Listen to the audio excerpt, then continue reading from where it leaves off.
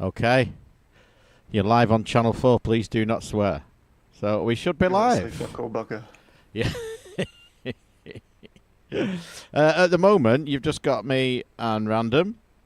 We're expecting a sparkle. We'll see what happens. Scott is not joining us this evening. He's at work, I think. Or getting up to shenanigans. Oh, there's a sparkle. And we can't hear him. Oh, let's mute my phone as well.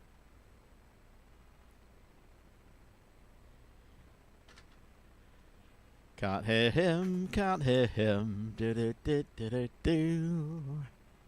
Yeah. No. No. No. Do what you did last month, whatever that was.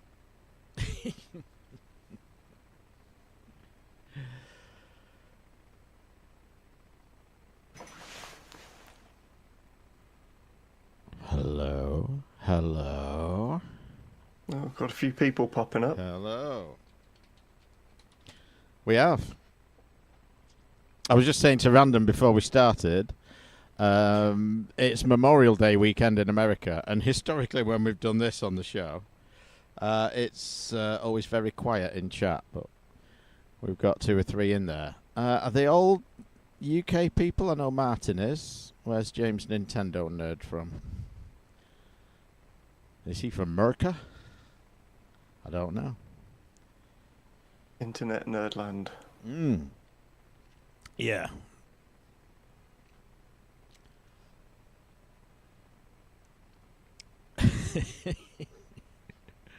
I'm looking at a very confused American on screen. No. No.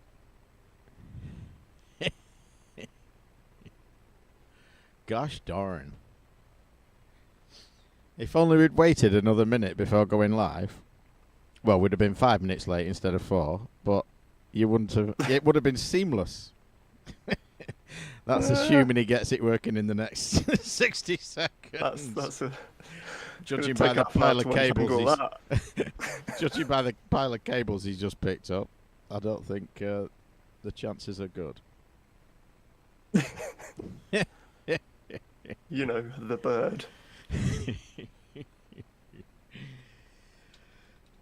Oh dear, dear, dear.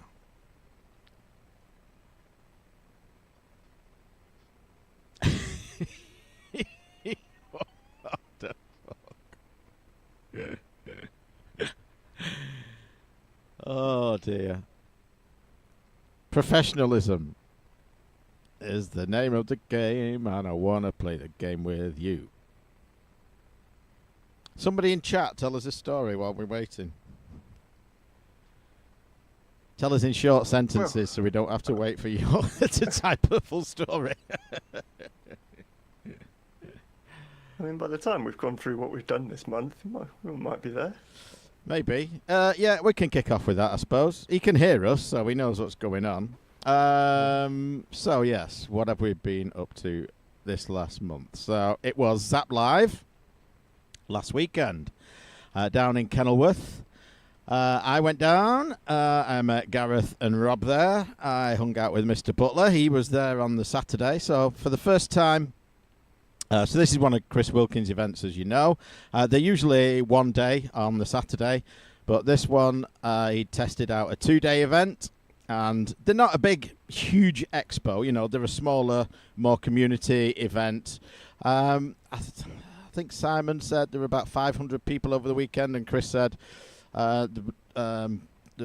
they were approaching that number for ticket sales, and they were still selling them for the Sunday. So around 500 people in attendance down in Kenilworth, as I said, at a Holiday Inn. Great event. Hung out with Simon for the Saturday. So Saturday we all sort of treated it a bit like a social event, you know, catch up with people, have a few drinks, play a few games. I didn't watch a talk on the Saturday, but there were 4 talks on the Saturday. I did 2 of them on the Sunday, so I had to be an adult on the Sunday. Didn't get too crazy drunk Saturday night. just so I woke up with a clear head. And I did an interview with Incentive Software. Excuse me. Richard Hill and Paul Gregory from Incentive Software. If you're listening to the podcast, you'll have already heard it.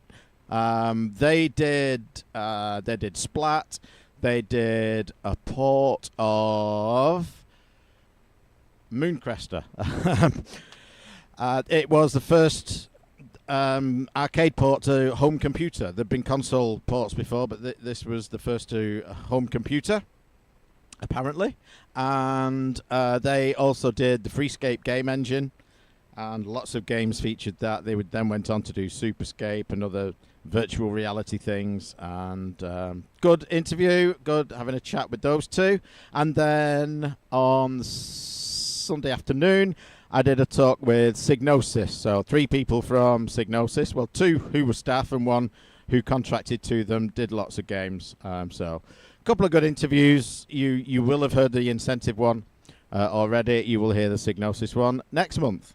Had a good long chat on Saturday with Tim Gilberts, formerly of Gilsoft. He's always at these events, sat in a corner with loads of computers doing all sorts of things that are weird, wonderful and interesting.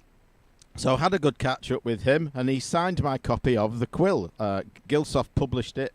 My copy is over there. It's for the Spectrum. It was on other systems as well, but I've got a Spectrum copy.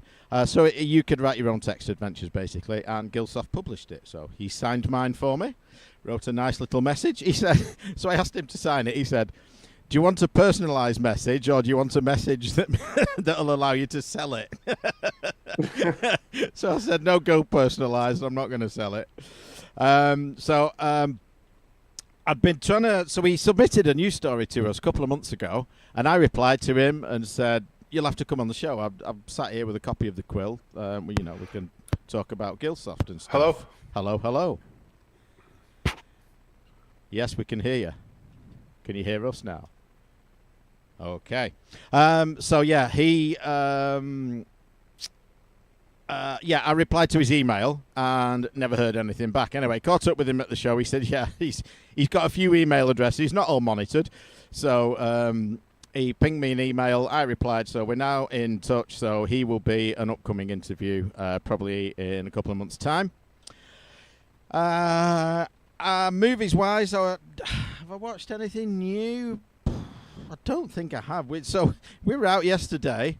Paula said, should we go to the cinema? I'm like, I have no idea what's on. Anyway, we didn't go. I've still not a clue what's on.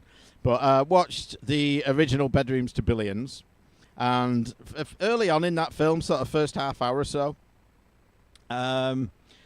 you can see Jeff Minter being interviewed. And it's at the first Play Blackpool, Play Manchester at Event City. And our booth is behind him.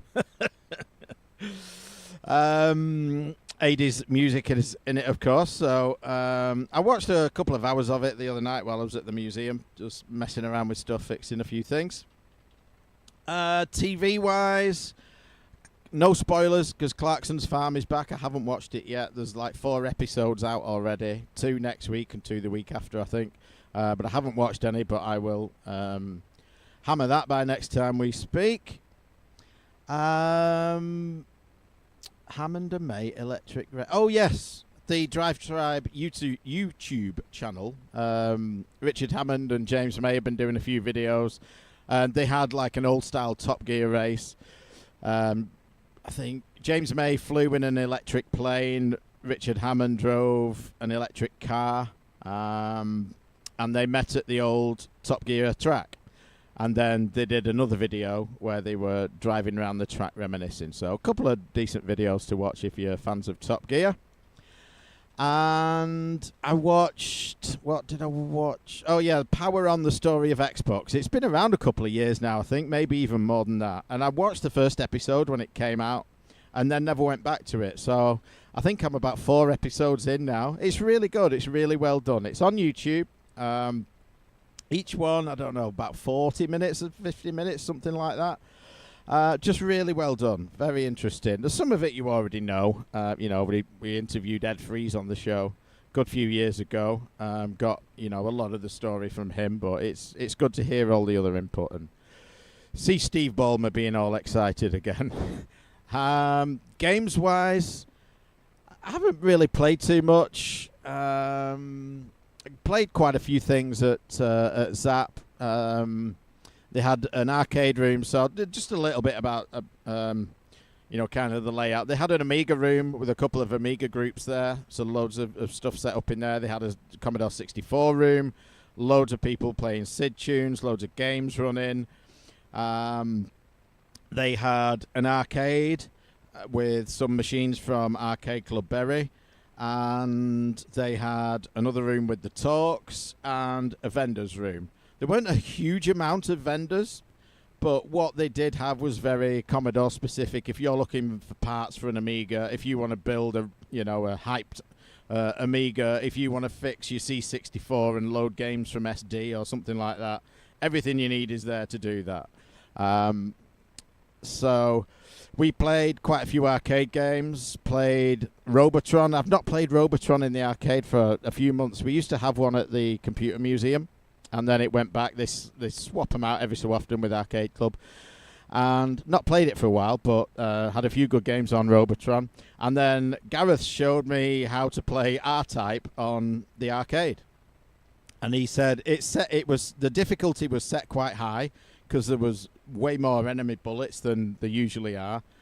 But he was really good on R-Type and just showed me like where to go, what to shoot, not what power-ups not to collect. Avoid that one because you want this one. It can act as a shield and all that. And I think he completed the first 4 levels or something like that. It was just good to watch somebody who can play a game well, play a game well. So, good to catch up with everyone. And Crash is coming up in November, and that is likely to be a 2-day event now. So if you are going to Crash, I will almost certainly see you there because that will be a good show too. And Chris was showing off the game Simon's talked about a few times that he's done the graphics for. It's a 50-level platformer. Looks really good. It's on the Spectrum Next.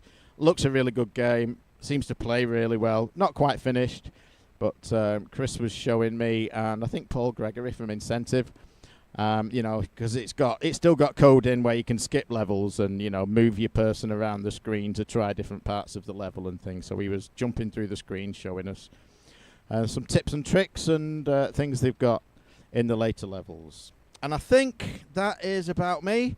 Bit of a rush this month, so we did 2 top 10s last month. Obviously you've only heard one each month, but we haven't really had time to sit down together and do a lot this month, so I go away in a few days, and everything was in on time. I said to Simon at Zap, I said, I know you're not usually that late, but please do not be late this month. This month is not the month to be late. So everything is just about in, apart from the hardware flashback. So once we've finished this, I'll edit this up, and then the show will be out in a couple of days, and then I will disappear until June, early June. Yeah, I'm back first week of June, so it's all been a bit of a rush, but yes, that is about me for the month. Cool. I can't think what I've definitely watched a bunch of films, but nothing really worth talking about. Some old stuff, rewatch stuff. Sorry to interrupt. Just before you go on, I noticed there was a new Fear Street film come out. It was a trilogy. There's now 4. I enjoyed the first 3. The second one I think was better. I think they're like set in different eras, like 1800s, like a 70s one at a camp, like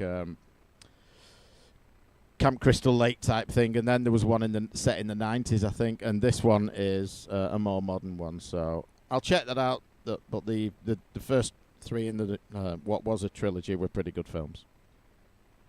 I guess in terms of new releases and gaming related, I did watch the Minecraft movie yesterday. I think it was. Don't know. It's been a bit of a blur. Wasn't as bad as I expected. Probably not worth it. It's kind of, if you have to sit through it because someone else wants to watch it, it's not the end of the world. But it's kind of, yeah.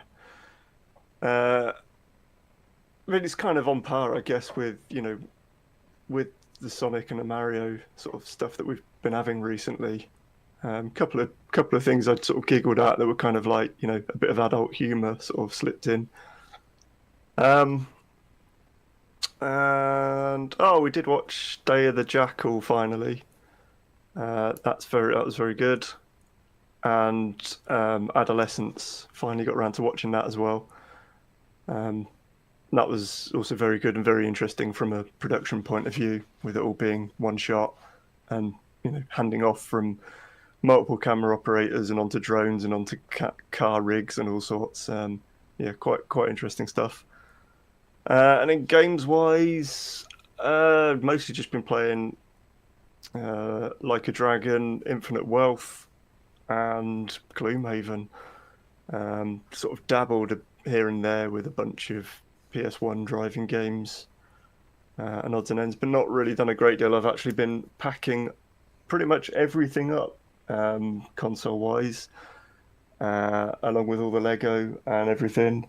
And so, yeah, getting ready to potentially, hopefully, in a couple of months, be moving everything and setting up a new studio office and a new gaming den and all sorts of bits and pieces. And yeah, doing a lot of thinking about that. And yeah, the other part, the beginning of the month was just chock-a-block with, well, a mixture of working weekends and lots and lots of solicitors' forms and all sorts of bullshit.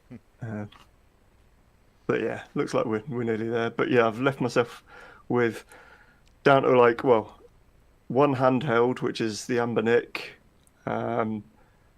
The N64 is still out with a flash card, and obviously the PC and Steam Deck, well, on the PS4. I haven't put the Wii U up either, actually. That's still buried behind the telly. I suppose, yeah, new releases that are modern themed. Did play a bit of the new Doom, the Dark Ages, not as much as I wanted to, but very much enjoying what I've played of it so far. Typically turned off a little bit with the newer Dooms, the way they've sort of been layering more and more mechanics on. But this one seems to have been a sort of, not quite as bad as Eternal was, with its kind of quite rigid sort of rules on you've got to approach things a certain way. This is kind of, here's a bunch of tools that feel really fucking cool to use and just do what you want. So if you want to just run around and shoot things, you can. If you want to get involved with the parrying and the shield bashing and stuff, that's also very fun. And I like the glory kills, which used to take quite a long time and sort of slowed the pace of the game. They've sort of really sped them up. And they allow you to, and they allow you to choose up to 150% game speed as well, and also down to 50% if you want. And there's an auto sprint, so I've just had it on auto sprint, and I sort of moving between 120 and 130% speed, and you just fucking run around like grease lightning, just fucking shooting and bashing and all sorts of shit. So yeah, very good fun time. So yeah, and I think that's pretty much it really. I was supposed to be away this week, but lots of shit got in the way of that. And so yeah, just spent most of the week lying on the sofa with a migraine, rather than being in the middle of Scotland cooking cakes on a camping stove. So, yeah, over a Sparkle. Yeah, here's a little update to what I've been doing. So first off, on the gaming front, I've been diving into gaming a little bit more this month because I picked up a new Abernic RG405V or 405 or something. I don't know. I don't know how that works, but I read that there was going to be, Trump's tariffs and all this crap coming. There was a news story that said Abernic was going to not ship to America anymore. They were going to be done. So I went ahead and picked up one of these guys. I got the wood grain one. It comes with a bunch of games installed on it. I think I paid a little bit extra for a 256 gigabyte card just to make it easy for me. It's a nice little system. It took me a little while to kind of figure out how to move my thumbs around and kind of get everything moving, but it's been a good system for me so far. Some of the newer stuff is a little bit underwhelming, but What I've really been playing a lot of is a game called Dankuga. It's a unreleased Tato sort of 90s two-player beat it fighter game. And I've been playing as a character Kyuja and Bartz, and it's kind of like a Ryu and a Guile kind of character, but the game's like really well done, and there's like a little bit more depth than Street Fighter. Again, it's called Dan Kuga. I'll probably do a review of it some point, but I've really been enjoying that. And oddly enough, I've been playing R-Type and Legendary Wings. And then there's a Wii section on the Abernic that comes pre-installed, which is kind of nice. And when I go in there, it's kind of cheesy. Like you would think there's like some real Wii games, but there's not. They're like Wii like shop channel games or something. So there's a Contra remake and a Castlevania remake. I've enjoyed the Contra one. The Castlevania one, not as much. Like the jumping doesn't feel right on it as far as the classics. I'll ask random. Do you have one that is a vertical? So I have one. This Abernic, in case that you guys can't see this. This is actually like a vertical Game Boy kind of style. I wonder if maybe I should have got the horizontal style, more of like a Switch kind of controlled game, because there is some things that kind of bug me with like the shoulder button placement. My fingers are kind of fat and old now, or they feel like I have a hard time reaching around hitting the L2 and not hitting the L1 or the R2, and I hit the R1. But just real quick, is this the same one that you have, or?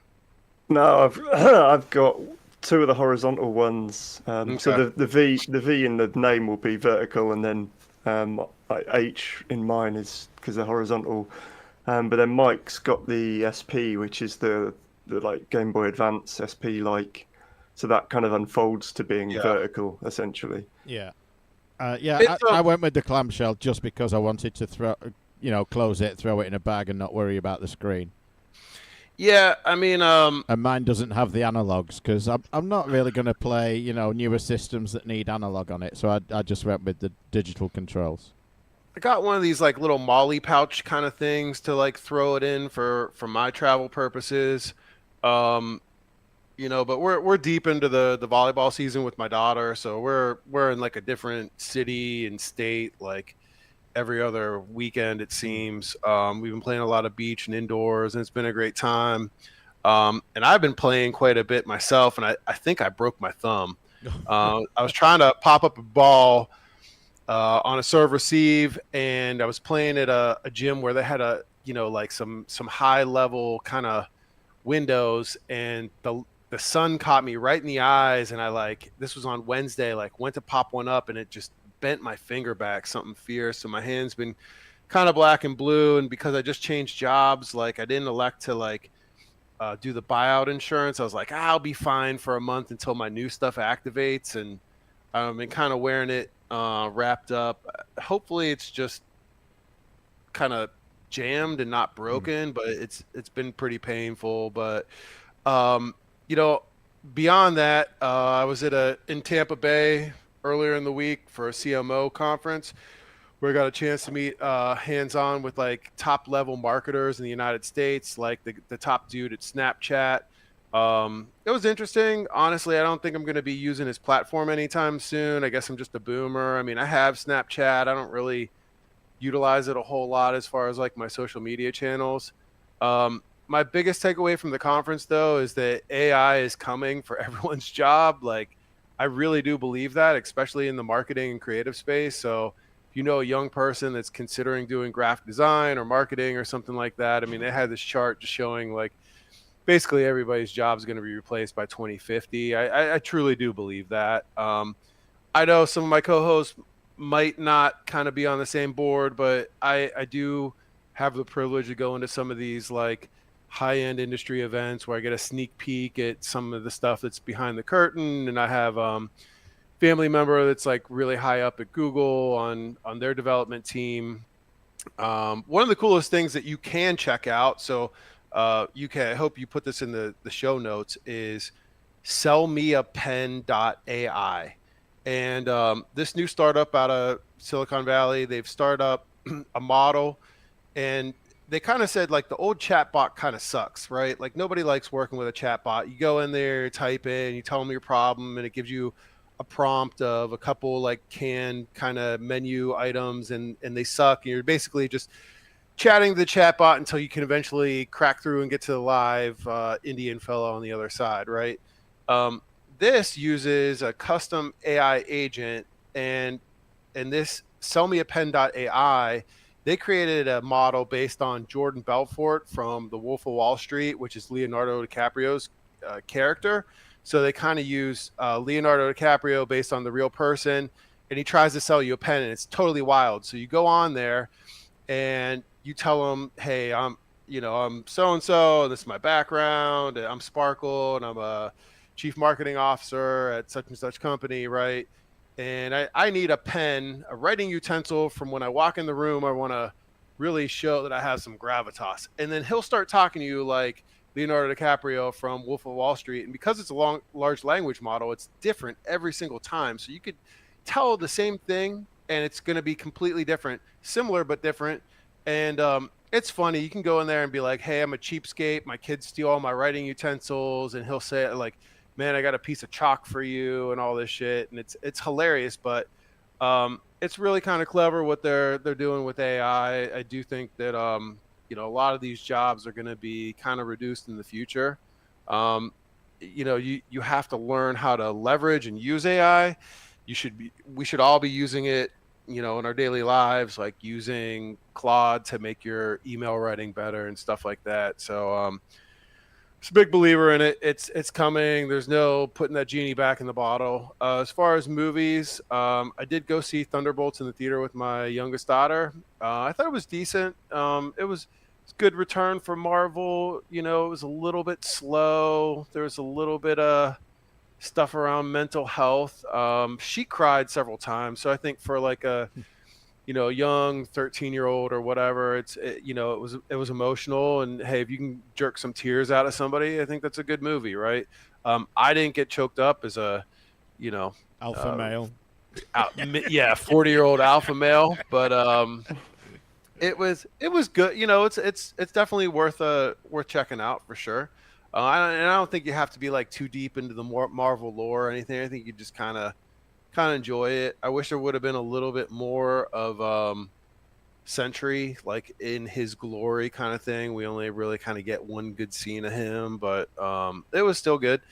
Also, we rented on Amazon Prime or one of those things, like while it's just barely out of theaters. We got Heart Eyes, which is a B comedy horror with like a really interesting twist. So I'd say if you liked Ready or Not, you'll probably enjoy this one. It's it's kind of on the edge. Is it horror, maybe black comedy, that kind of thing?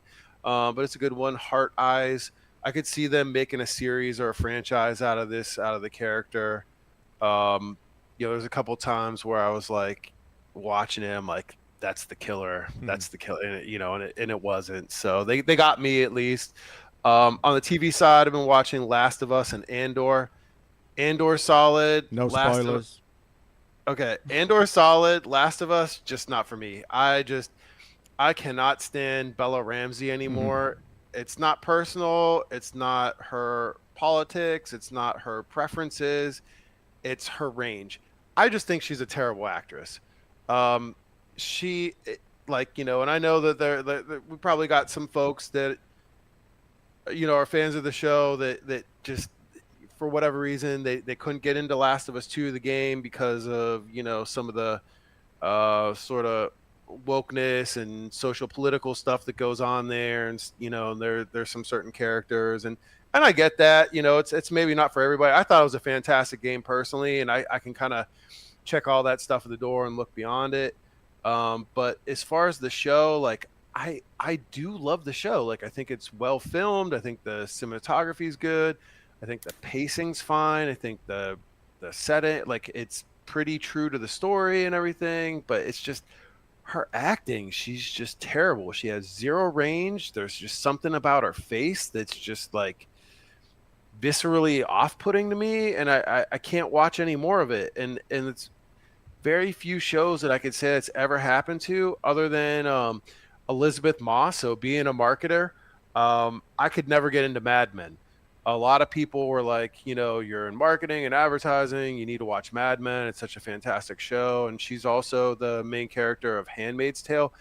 There's just something about her face and her emotion, and it's just viscerally off-putting. Like I can't stand her, and I know guys that find her extremely attractive or think she's a fantastic actress, and it's just like I just have such a strong reaction to I've decided I don't like her acting, Elizabeth Moss or Bella Ramsey, so I won't be watching that anymore. I mean, I thought she was fine in Game of Thrones. I mean, she had such a small kind of bit part, and she was kind of good for that part. But as a lead character and just carrying the show, she's just like, I can't do it. I don't know. Have either of you guys watched Last of Us? So I've never started the TV show. I wasn't mad on the game. I did try the first game. Not really my kind of game, and I thought I'm never going to play all through this, but everyone's talking about it. So over the course of a few nights, I watched a playthrough of it, and I'm glad I did that rather than sit there and try and play through it. It's just not my kind of game. So I've never started the TV show because I know. I've heard Scott talk about it. I've heard you talk about it. And I watched series 1 and it's not something I'm going to get into, I don't think. I mean, I think Pedro Pascal is good actor. Like a lot of the supporting cast, like pretty solid. And I'm surprised, Mike, because you like Tomb Raider, and you've liked a couple of those earlier Resident Evils where it's sort of like a depreciated inventory and stuff like that. So I feel like Last of Us, there's like some puzzles and strategy involved. I think maybe part of it was I was expecting something amazing because everyone was talking about it. It's all you saw, and I'm like, it's just a fucking game. Yeah, I don't know, man. Like I would put it up there for me. I mean, I think it's a really solid series. There's some good storytelling. I could see how it's not, some people it might not be for them, but with some of the underpinnings of the storyline. But anyway, between all that, I've been really building out some everyday carry kits kind of thing. So I'm kind of been binging all these YouTubes on everyday carry. So I'll kind of hold this up to the screen, but this is like a little shotgun pouch that I modified, and I have like all this like survival, so I carry this in my backpack. So I have like a jeweler's loop. I have these Knipex little 4-inch pliers, Cobra pliers in there.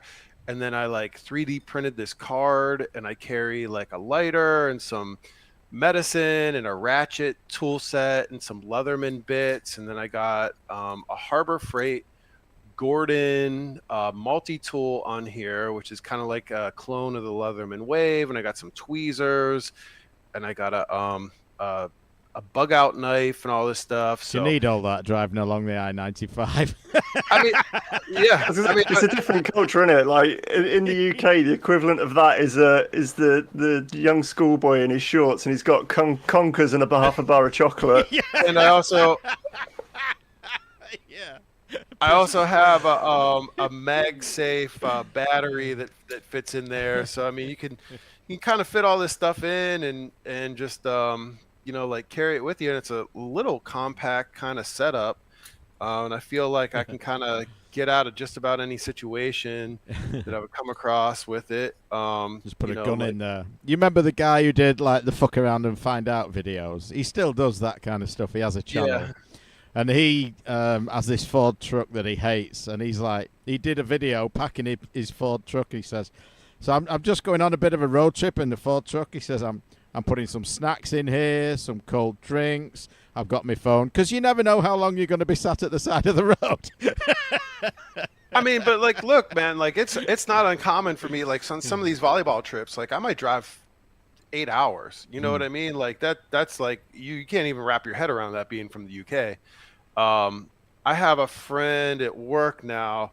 I was listening to her accent. I was like, you kind of almost sound Scottish. Like I feel like I know enough like people from the UK now that I can kind of start picking up like, like Southern accents and stuff like that. And she's like, "Oh, funny, like I'm from this town like right on the Scottish border." And she's like, "Yeah, Scottish people are trash." She's like, it was like throwing some shade at them and everything. And I was like, "Yeah, I know some guys there, and like uh, you know, the concept of driving 4 hours is foreign to them." And she's like, "Oh, I know." She's like, "Yeah, like you have no idea how big your country is until like you come here," kind of thing. But another thing I'd like to show is I got the Kaiser knife with micarta blade, micarta scales. The action on this thing is fantastic. It's the Kaiser Drop Bear, and I got it with the 154 cm steel and micarta steels or scales. This is one of the best knives I have, and I have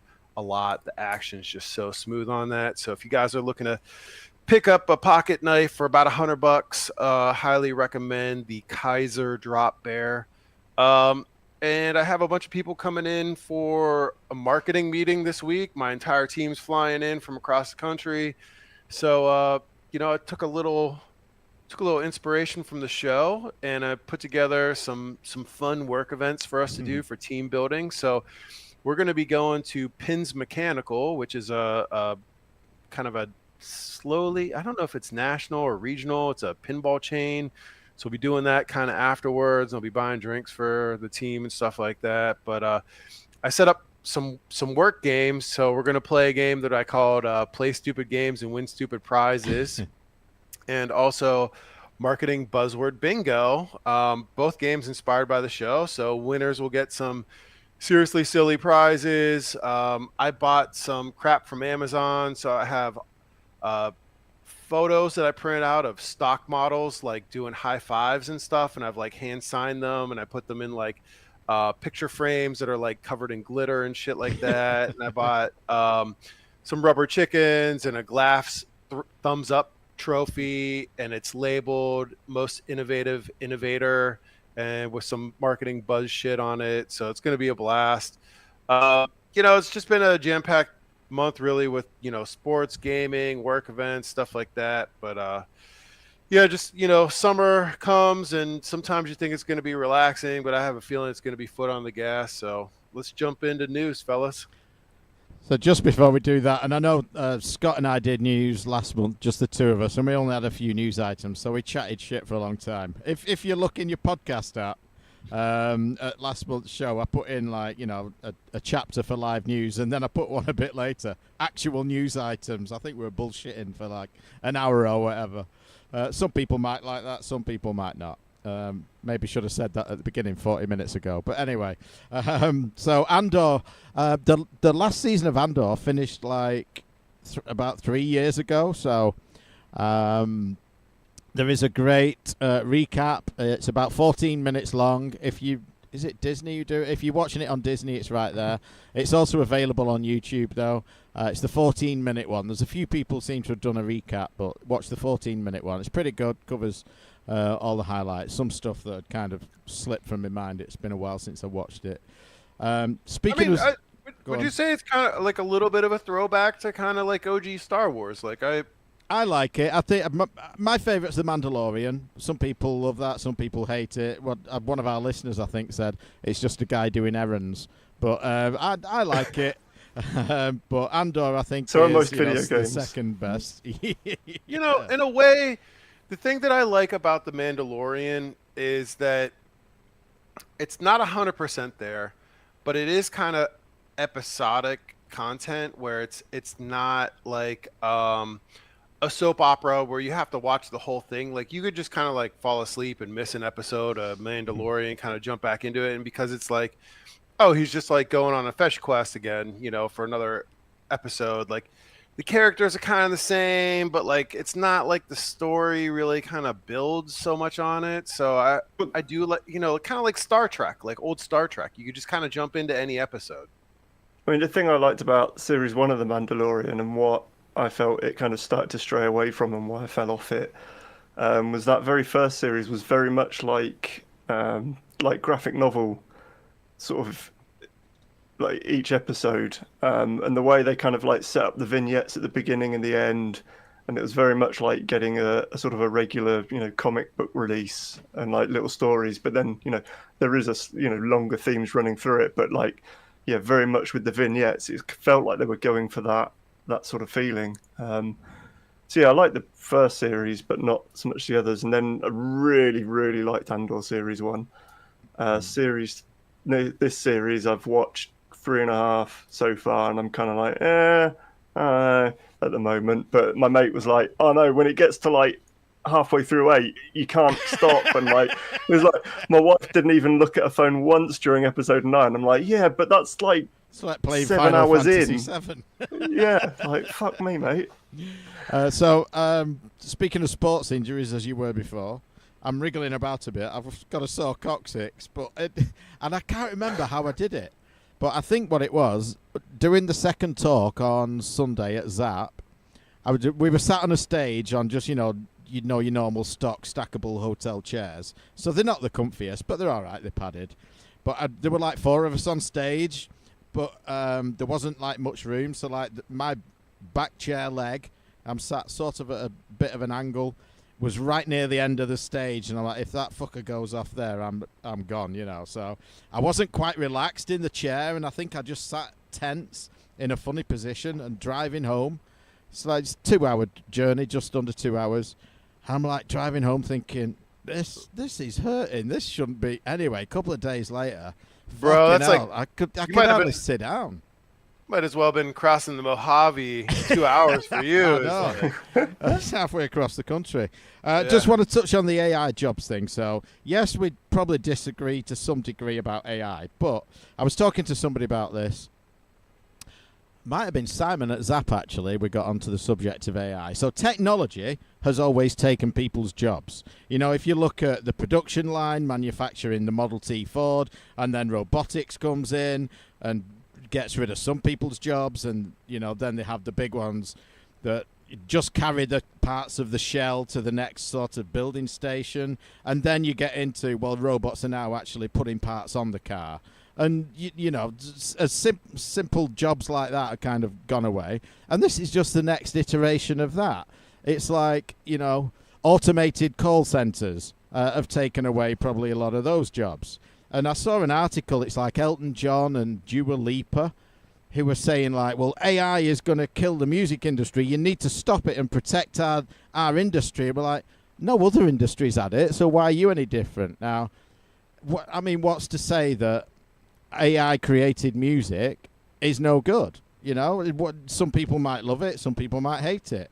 But you can't say, no, you're not allowed to do that because there'll be no more Elton Johns. No, motherfucker. It's technology replacing people. It's always happened, and it always will. But when you say, the internal combustion engine put a lot of horses out of a job, but they found other things to do. Yeah. Well, it's true. It's true. But, so they had this chart, and much of what you're saying is they had the agricultural revolution, right? Yeah. Then they had the industrial revolution.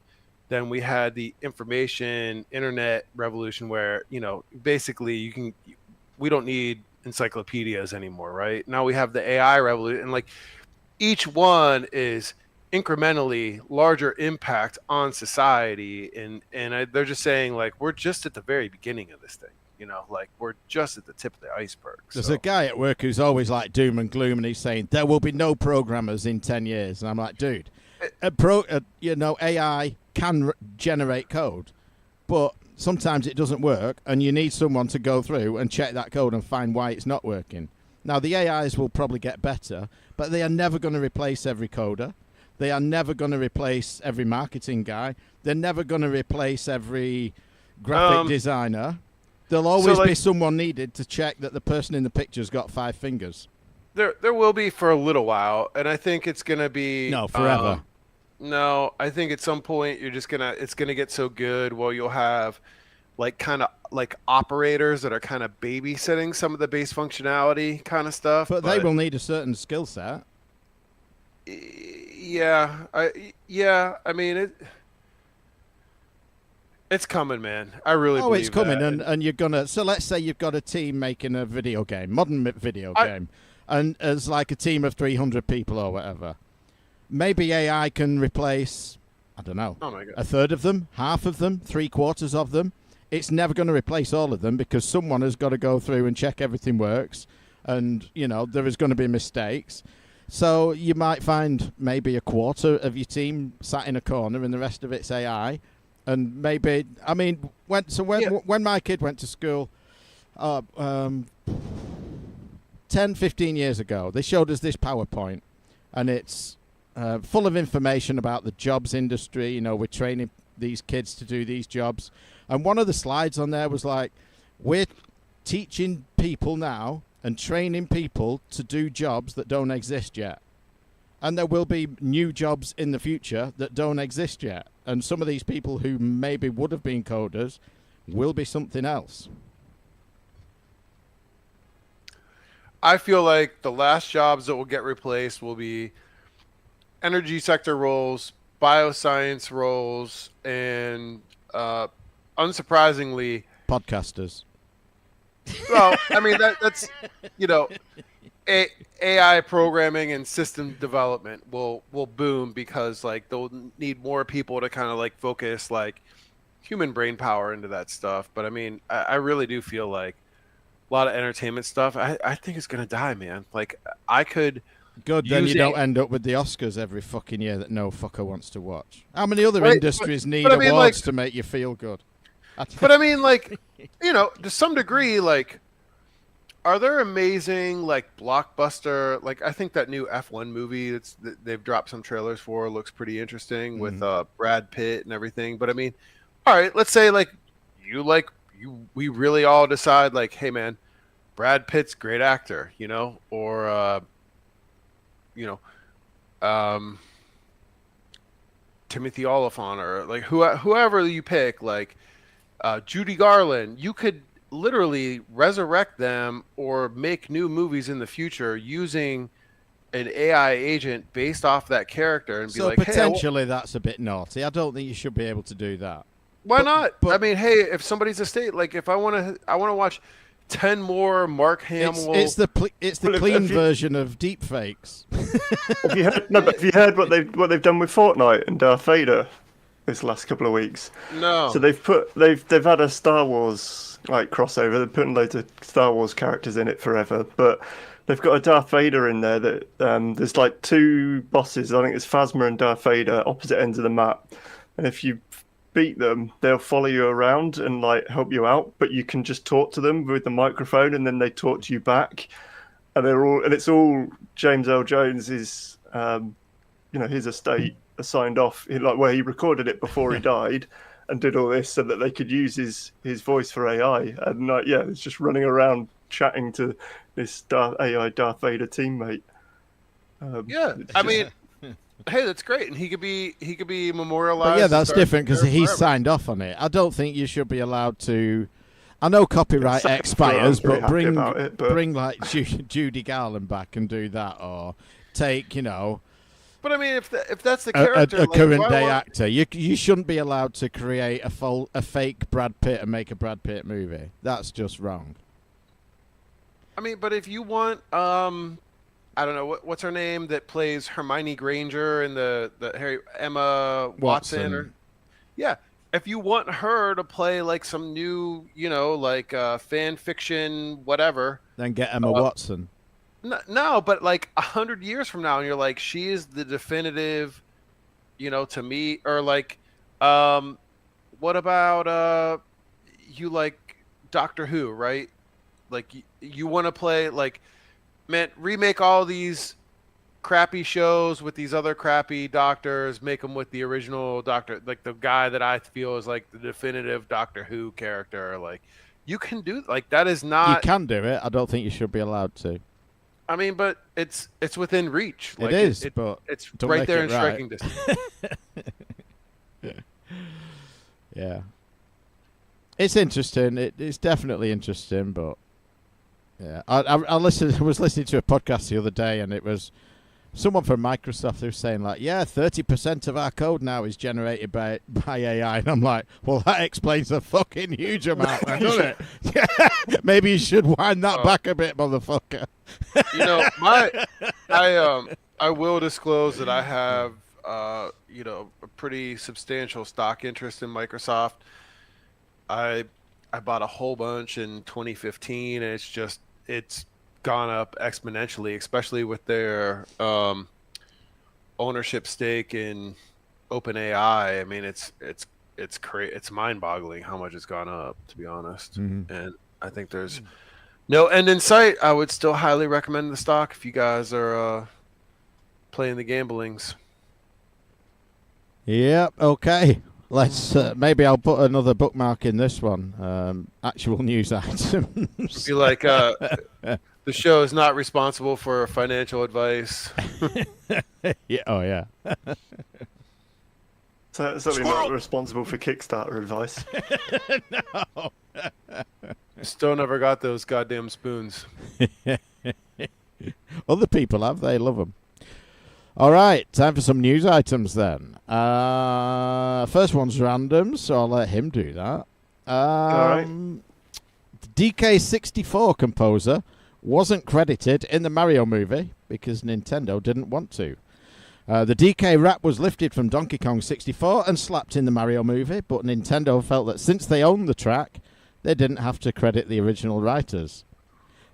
Maybe they are legally correct, but morally wrong, says Chris. So thank you for that. There is a link to the article on PC Gamer.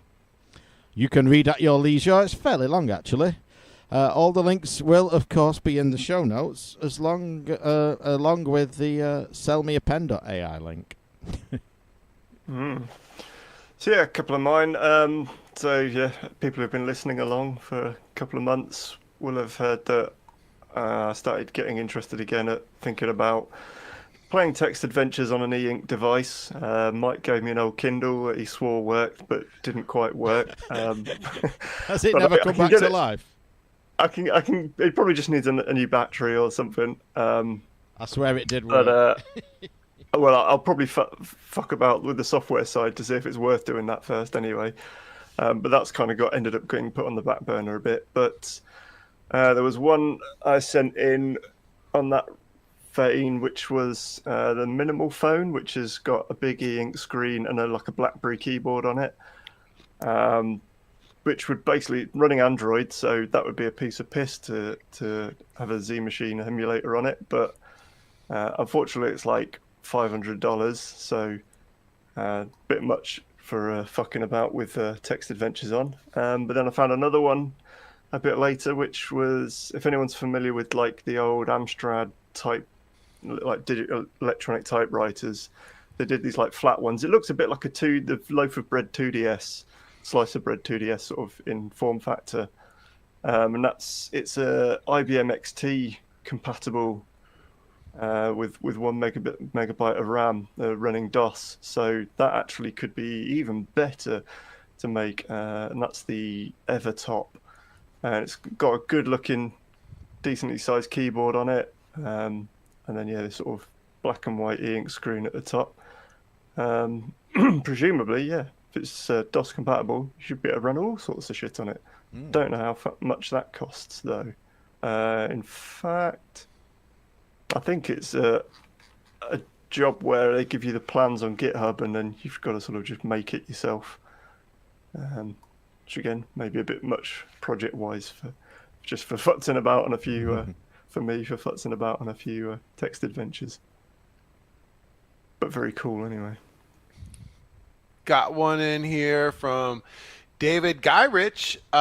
This one is we're probably going to be about to lose a powerful force in the world of game preservation. So they're going to run out of cash in September. If you want to open up your donation wallets, it's the Japanese Game Preservation Society, which is run by a fella named Joseph Redon. I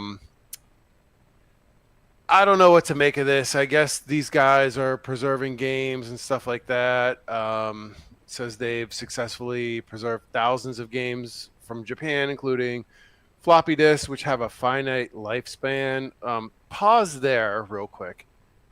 Floppy disks, finite lifespan. Is there nothing they can do to like put these things in a modified atmospheric packaging that gases them with nitrogen or something? Like, is it demagnetization? Can they put them in some kind of gravity field?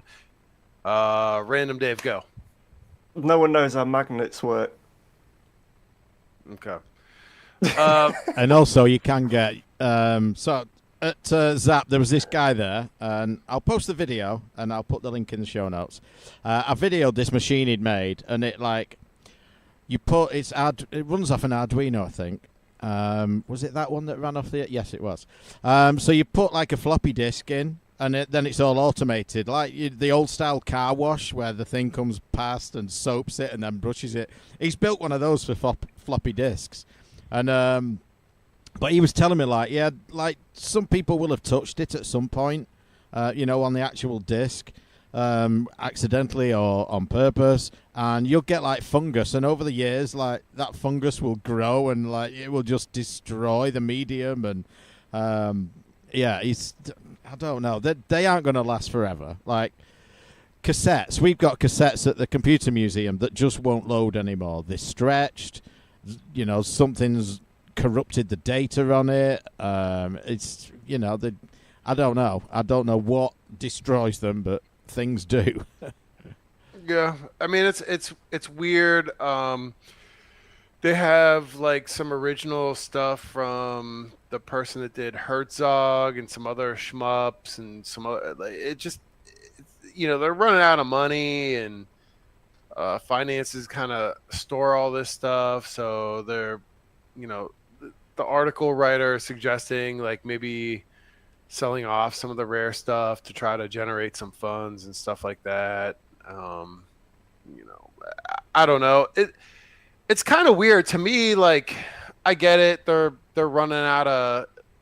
They got some YouTube videos, and quite honestly, it looks pretty homegrown. Some of it, and I guess the dude that runs it is not speaking native Japanese, and maybe that helps. That hurts him from resonating within the country there, but looks a little cheesy. Like it looks like it's in like a storage unit or something like that. So I don't know, but more importantly, it's like it's kind of, man, I'm really pumped for that 28 years movie.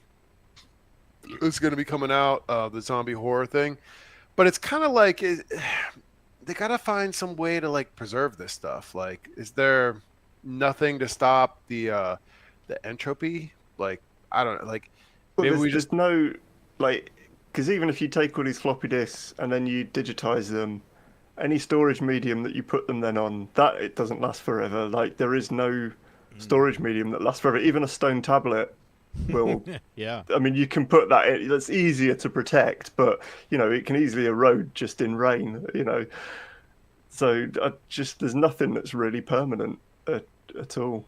I mean, I wish my co-host was here, but could we maybe argue that the storage medium of cloud storage is... The cloud is just someone else's computer. Yeah, they store it all on hard drives, and every so long it has to be reduplicated onto other hard drives, and those will get thrown in the bin.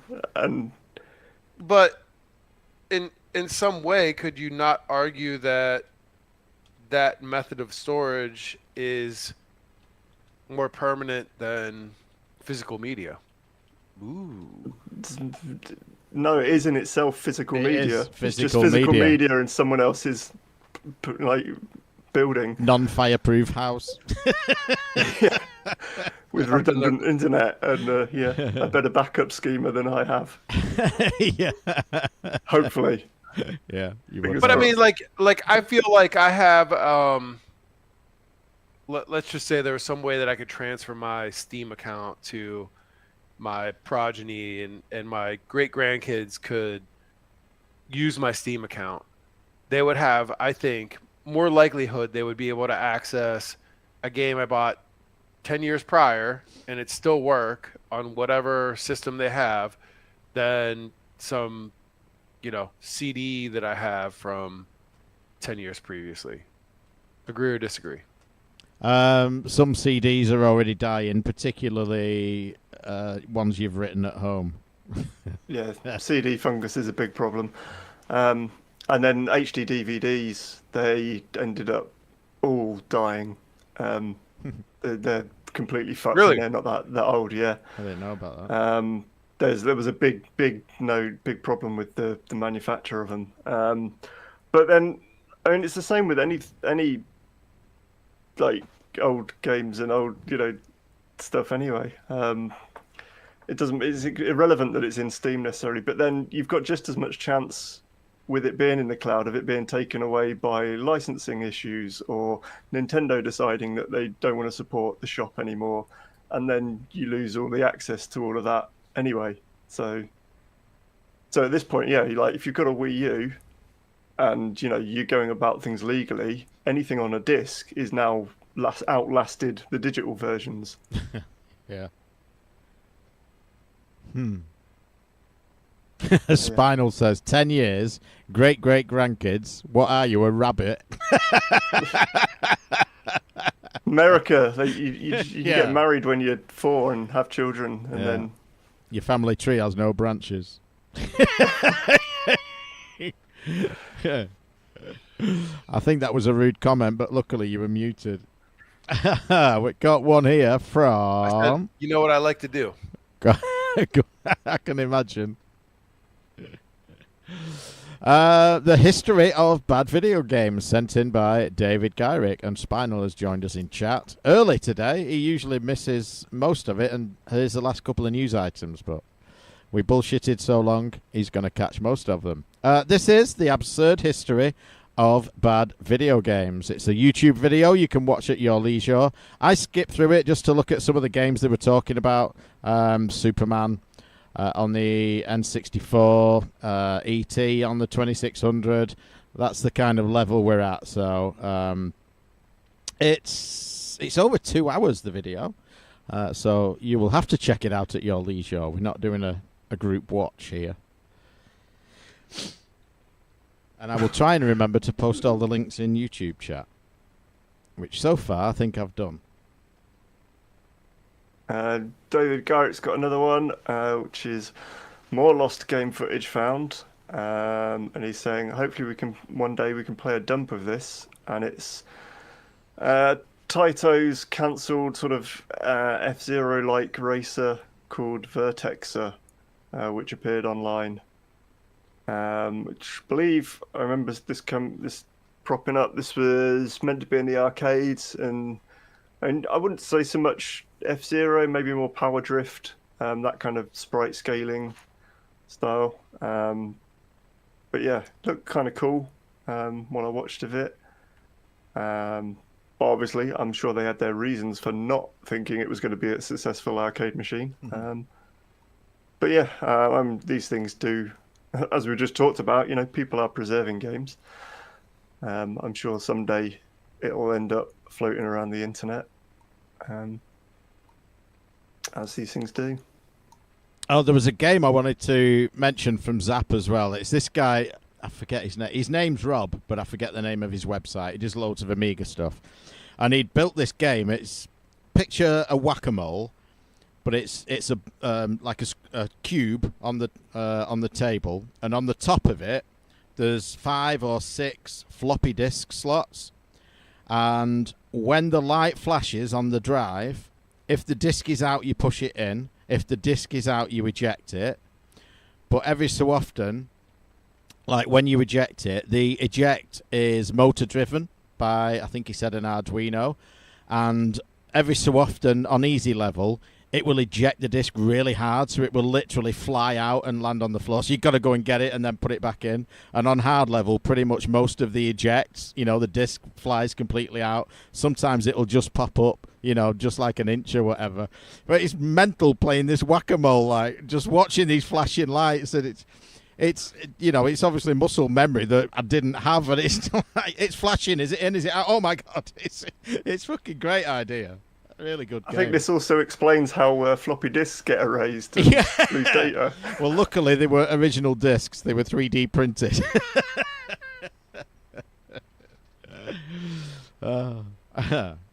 Okay. Got one here from, let's see. Who is this? Oh, it's our feed. So, new Echo the Dolphin game is on the way, reviving the Mega Drive icons. So, there's going to be a new Echo the Dolphin game, which is kind of interesting. So, Ed, I'm going to butcher this, Anuzu Zidia, hoped to raise about $665,000 to fund his revive of Echo back in 2014 on Kickstarter, and he failed. He failed, folks. Echo failed. Kickstarter didn't make it. Foldable spoons funded. Yeah, foldable spoons. Foldable spoons got $1 million. People, Echo made like $1,300 or something. I mean, it was ridiculous. Like, no, everyone was like, "That game sucks. Like, it's not that good." I feel like it's been in a couple top 10s. I don't even know why. I always thought the game was shit. The stupid sonar thing. It sounds like there's a little bit of DEI kind of stuff behind this because they're gonna launch this for Pacific Islander Month or something. So I don't know a whole lot about the connection to the creator or whatever, but I mean the fact that he couldn't get a Kickstarter at the heyday of Kickstarter to make Echo the Dolphin, and they're bringing it back out. Look, I can't imagine there's a whole lot of people like banging the table like I need another Echo. Like I always thought the game was goofy myself. What says you, co-hosts? I think it was probably a good idea. First level, not bad. And then it's a pretty like a tech sucky demo. game. Yeah, it pretty much was. As it got harder, it just got in the way of itself. Yeah, I think. Yeah, it's pretty much a fail. And I think I said that much on the show in the top 10. I could go and look when I mentioned it, but let's not. I love going back to some of these top 10s because sometimes I try to play the heel and I'm like, oh, it's the best game ever. So like we might have had like Echo in there and I'm like, top 10 game all time, like so amazing. And I'm sitting here like saying it's trash today. Let's see. Echo the Dolphin. Underwater games. I picked it. It was number 4. What the fuck? Classic. The show was called Drowning ASMR. That wasn't too long ago. Genesis games. Again, I picked it as an honourable. Skateboarding Cowboys in 2011. We Is should that it? revoke you. Yeah, we got to kick you off the show. Yeah, dude. maybe. We need to. I We need resign. to. No credibility at this point. Next expo, we've got to like matchstick your eyelids and And just play Echo. like chain you to a chair with Echo the Dolphin. You can't get up and do anything until you've played through the whole thing. Yeah. Then you have to make like a public apology to everybody and be like, I'm sorry. I might have picked it, but you fuckers also voted for it, so come Yeah. on, man, shit. Scott One was here probably from high on meth again. yeah, one here from David Gyrick again. This is the X68000 Mini, which is rumoured now. People are getting quite excited because they think it's coming overseas. This is a website for fans outside of Japan. Hello, everyone. This is the X68000 Z2 project team. We are excited to announce the launch of a dedicated website for X68000 Z fans outside of Japan. So people are getting all excited in the hope that the Mini will make it over here. It kind of looks really cool in It terms does of look industrial good. design, Yeah. but I don't think I'm like there's a couple of games that I'd play on it, but I They're just don't very rate it. Japanese. Yeah. One I sent in from games that weren't. Speaking of lost games and things that have been recovered, this was Rockstar Goes Bizarre on the C64, which was a promo edition of Rockstar Ate My Hamster. This one was released through the Sun newspaper and had gone missing for quite some time. Spectrum version was found a number of years ago, but the C64 remained disappeared until now, and it has been found, and you can download it and play it. It's on Lemon 64. Well, here's something. Nintendo reserve the right to brick your Switch 2 following unauthorized use in a bid to prevent piracy. So, we've talked about it obviously a lot on the show. Scott has talked about it probably the most, renegotiating your terms of ownership, piracy not being theft if, purchasing isn't ownership, that kind of thing. So if you're up to no good on your Switch 2 and you're copying games, they can, I dare say they would, but they can remotely brick it and reserve the right to do so. I wonder what would happen when they do the first one. Would people return them? Would people be up in arms, or would people just say, well, you deserve what you get? I mean, I wonder if this has just come out of some sort of like terms of conditions that sort of someone's dragged up, and I bet this is in a lot of other consoles. Like they say this, and what actually happens, we know is you get like an online ban sort of thing. You get an IP ban, so you can't get to online services, which effectively kind of bricks your system anyway these days. Because if you can't get like a day one patch, and a load of the Switch games are just they're just the cartridge is just an authentication code, and you still have to download the full game. A lot of disc-based games for PlayStation and Xbox are like that. So, I don't know, whether it would happen or not. And like, if you are, tends to be, and it has been for the longest time, if you're soft modding a system, it tends to be that I remember with the PSP, it was always like, don't go online, if you've got the homebrew stuff enabled. Yeah. Because it will get fucked, and it could just be the same as that. Someone will figure it out, and they'll just go, we'll just make it so that it doesn't go online whilst you're doing mad shit with it. We'll see. Don't know. Got one in here from Alan.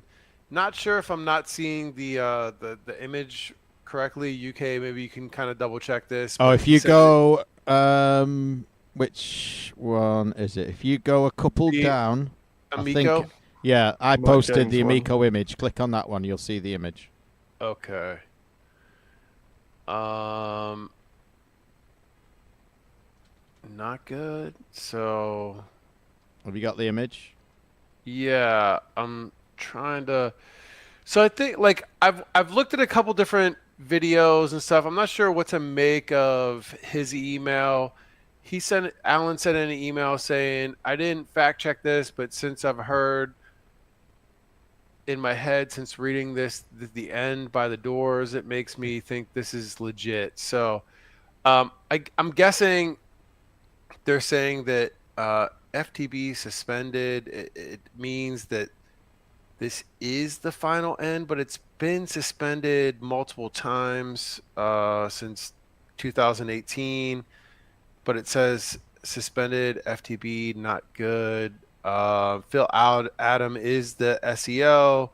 Tommy Tallarico is kind of named on there. This is as of May 1st, 2025. And then I've seen some videos online where people are speculating like it's still coming as of 4 days ago and stuff like that. So I don't know, man. This whole thing is so confusing with Phil Adam and Tommy Tallarico, and like what is the end, what is going, and what is not. So I have no idea. I would have to say this thing's dead. Like they ran out of money a long time ago, and like probably I don't know. They need to just like end it. So yeah, I don't know what this exact form is, but like, it's saying Amico Holdings LLC is suspended, but then a couple of days later he sends out an email saying, you can still buy our games, we're still making games and hoping to bring a console.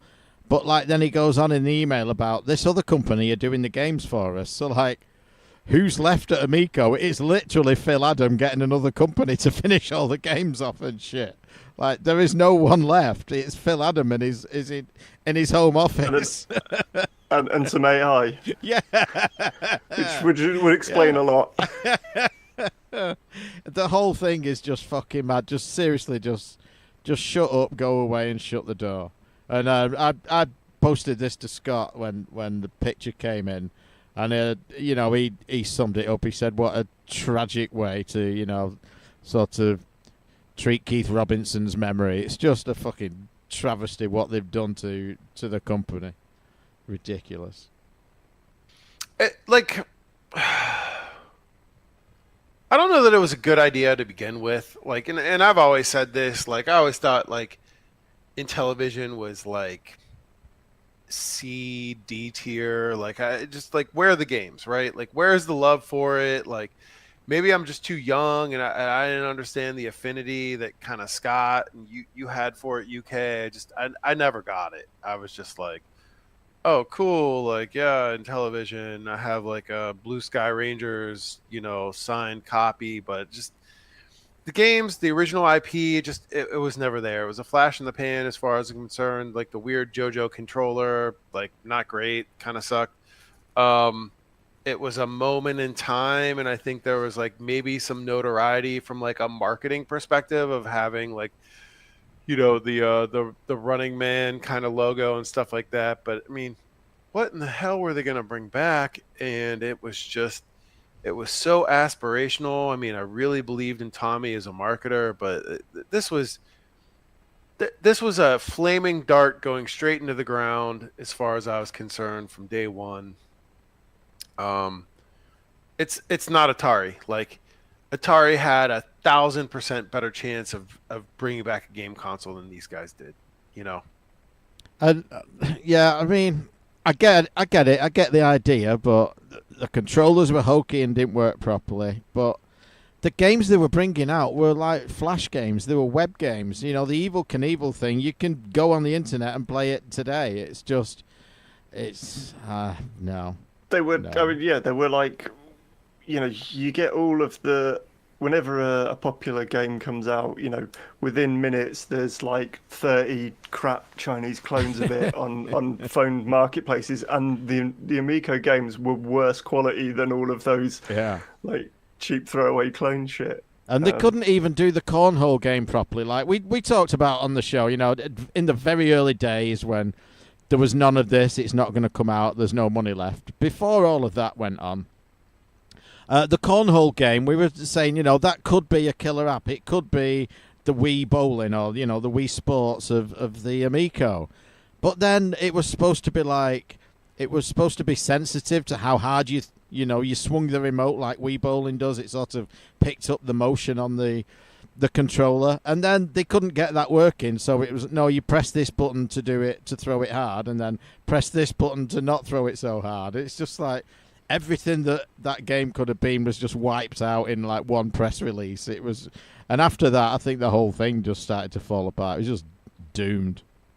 Yeah, you know what? And had it come out during the pandemic, with the cornhole game and family games, and oddly enough, like one of the, in Bizarro world reality, one of the few games that actually like they ran out of professional sports, so there was a lull, and eventually like the NBA basketball they were the first to kind of cancel with COVID, and that was like kind of here, like kind of like the demarcation line. They did end up finishing the season, but they had cornhole on ESPN, which is like the big sports channel here, and they have like ESPN 1, 2, 3 college. I mean, there's like 5 or 6 channels of ESPN, and like late night, on ESPN 5 or something, or the online is where you might find cornhole today. At one point, it was on the primary ESPN because there was just no sports happening. They had like crazy cornhole was going on because these guys were like, "Fuck it, whatever. I'm going to play cornhole and risk my life," And we're going to play some horseshoes, damn it. Yeah, and like had that thing came out during the pandemic when people were like sitting around like, fuck, I got all this free money and like I don't know what to do, like it might have became like he might have became a thing, but he just fucked it up, man. Like he did done fuck it up. And something else that's fucked up is I don't have Facebook on this machine, but Paul Nermix sent us this one, Atari Matt / Atari 2600 musical performance. And I did listen to this. Yeah, it's definitely worth a watch, as he says. He said, well, worth a listen, he says. I did watch it on my other machine that does have Facebook on. This one doesn't, so I can't play any for you or even watch it. But the link is there. And thank you, Nermix, for that. Yeah, it's pretty cool. You don't usually, because of the simplicity of the hardware, you don't typically see people using, or I don't think I have ever seen anyone use 2600 for musical performances. It's usually SID chips, Game Boy, NES, and lots of Atari and Amiga with MIDI stuff. But yeah, this is pretty cool. So this one is really cool. So this one was sent in by Roanders. I forwarded it on. So he said, I thought you might be interested in this. It's really retro, like 45-year-old news. He says, he found out that Warren Robinett, the creator of Atari Adventure, built a game link cable for the Atari 2600. Back in 1979, as he was developing Adventure, he was looking for ways to make it more interesting and built a cable that went from the Player 2 joystick of one 2600 to the Player 2 joystick port of another and sync data between them. He had hoped to make Adventure a two-player game, but his relationship with Atari management was so bad he gave up and shipped Adventure as is. That, to me, is just... That's amazing. That he apparently had it all running. There is a website you can go on, h2adventure.com. I will just post the link to that in chat now. But yeah, he had it working. He wanted to make Adventure a two-player game, but he was that pissed off with Atari that he put the first Easter egg in there. He put his name on one of the screens in Adventure. But yeah, fantastic story that I hadn't certainly heard before. No. What we got? I thought I had one, but it's not. It's Charlie has sent us another one about the bricking of modded switches. So shout out to him. Don't worry about, as we always say, don't worry about thinking someone else might have sent the news in already. Send it in anyway. You'll still get a shout out, and we still appreciate it. Mm-hmm. Got one from Mike, which is a JPEG called a Ubisoft burn, which was a toast on a screen that says, name a game you're proud to have 100% completed. To which someone replied, hey Ubi, why don't you name a game you've completed at 100% before releasing it? It's not just Ubisoft, to be fair, is it? That's pretty good. Okay. Man. Let's see. Got one in here from Mr. Gibbs. The Polymega is still a thing. Polymega's next module plays Atari 2600 and 2800 games. Let's see. When is it? It's shipping this October, so you can pre-order it now. Does anybody know anybody who's got a Polymega? Yes, Do you? I was going to actually say that. So one of my friends that, God, I hope he's not listening to this. He worked in the game industry. Recently had a couple layoffs, was high up at Activision, and was super excited when they got picked up by Microsoft, and then was sanctimoniously unemployed like 3 months after that merger, when they were like, oh, we're gonna buy Activision, Blizzard Activision, we're not gonna lay anybody off, and they laid his ass off, like in short order too. Like it wasn't even like, oh, we're gonna like slow roll this out. Like they fired tons of people, dude. Like that, it was so gross. Like they went through all that antitrust. They're like, we're not firing anybody. Yeah, they fired like 35% of their workforce or something. Ridiculous. Yeah. Never trust these big companies. You, as a person, I hope that you have no loyalty to your company. You may have been at your company 15 years like I was at my last company. Fuck them. Get as much money as you can. Jump up the ladder. Make as much money as you can. Wherever you can go. Like, you should have no loyalty. These companies really ultimately don't give a fuck about you.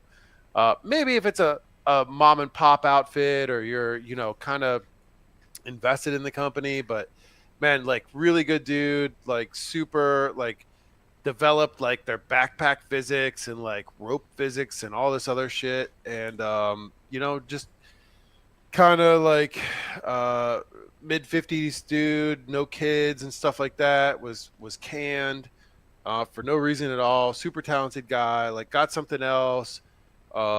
That kind of didn't pan out for a whole long time. I think he's kind of back on the block, and he is one of the dudes with the Polymega, and he was trying to convince me, so I'll just set this up as like, maybe you're like a guy in the games industry with no kids and you have like lots of disposable income and you think like the Polymega is cool.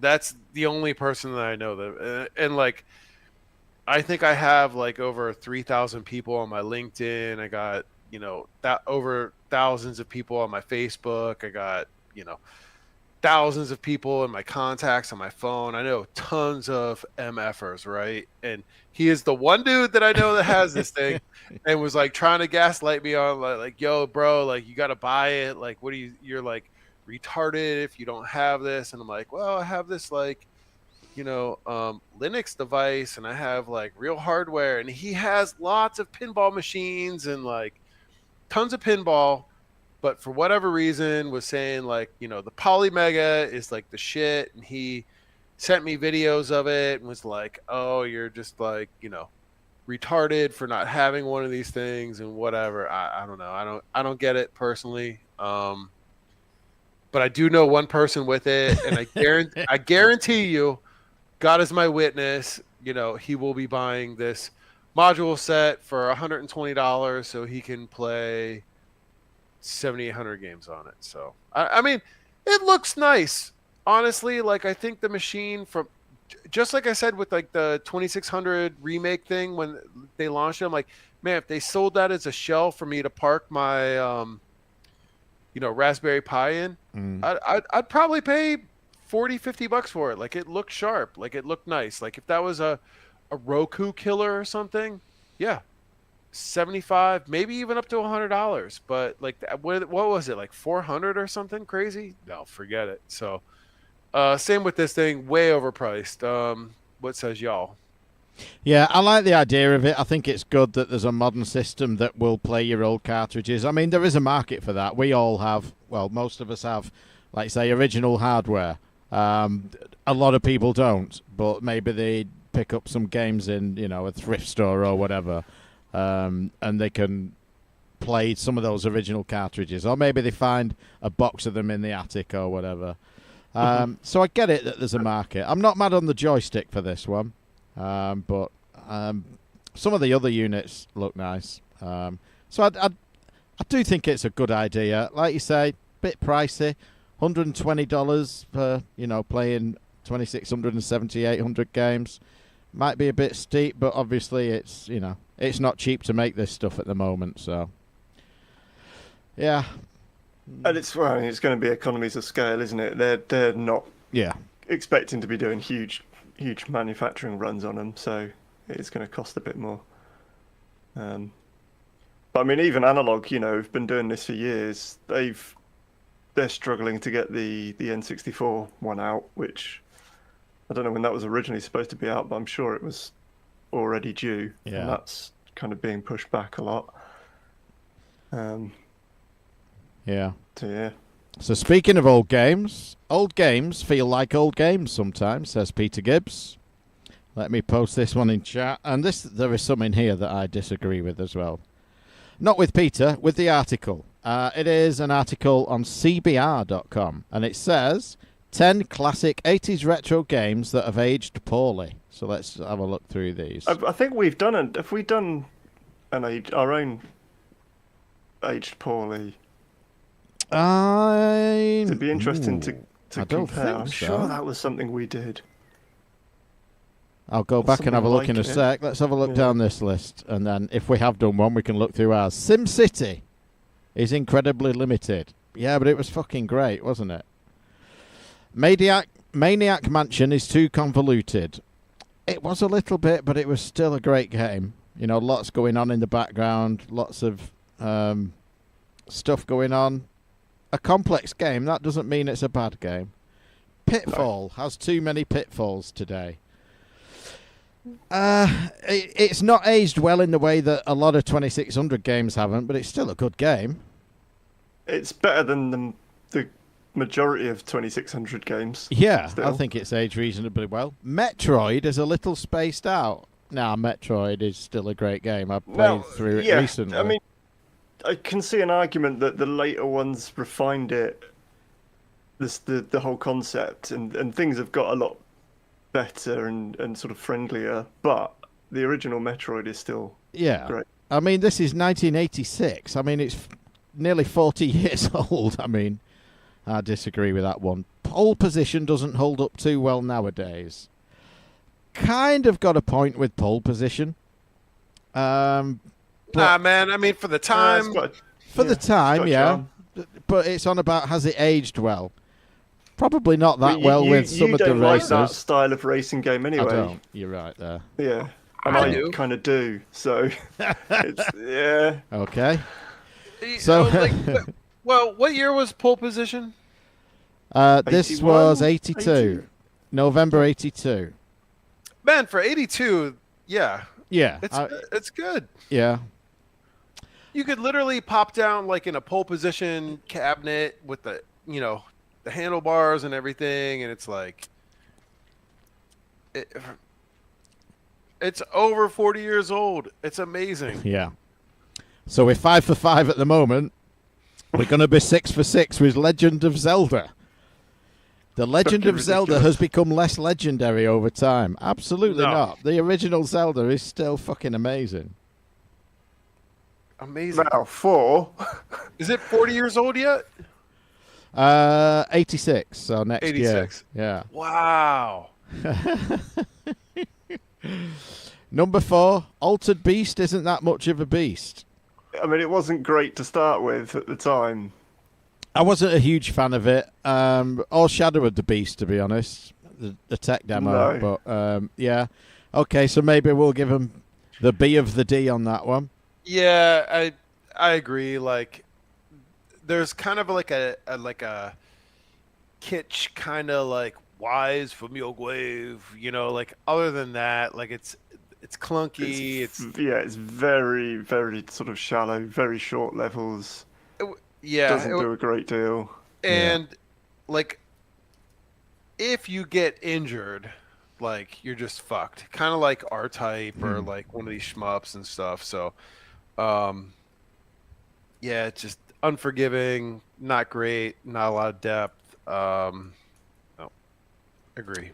Number 3, Metal Gear is not too solid today. Which one are they talking about? The MSX original. MSX, the original one.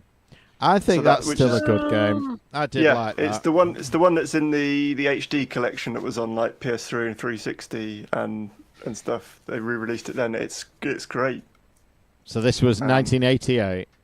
It was a new concept at the time too. Like the idea of sneaking around and stuff was, I think, foreign really to the games. Like, would you agree? Yeah, that's true. It's probably one of the first stealth games, I guess.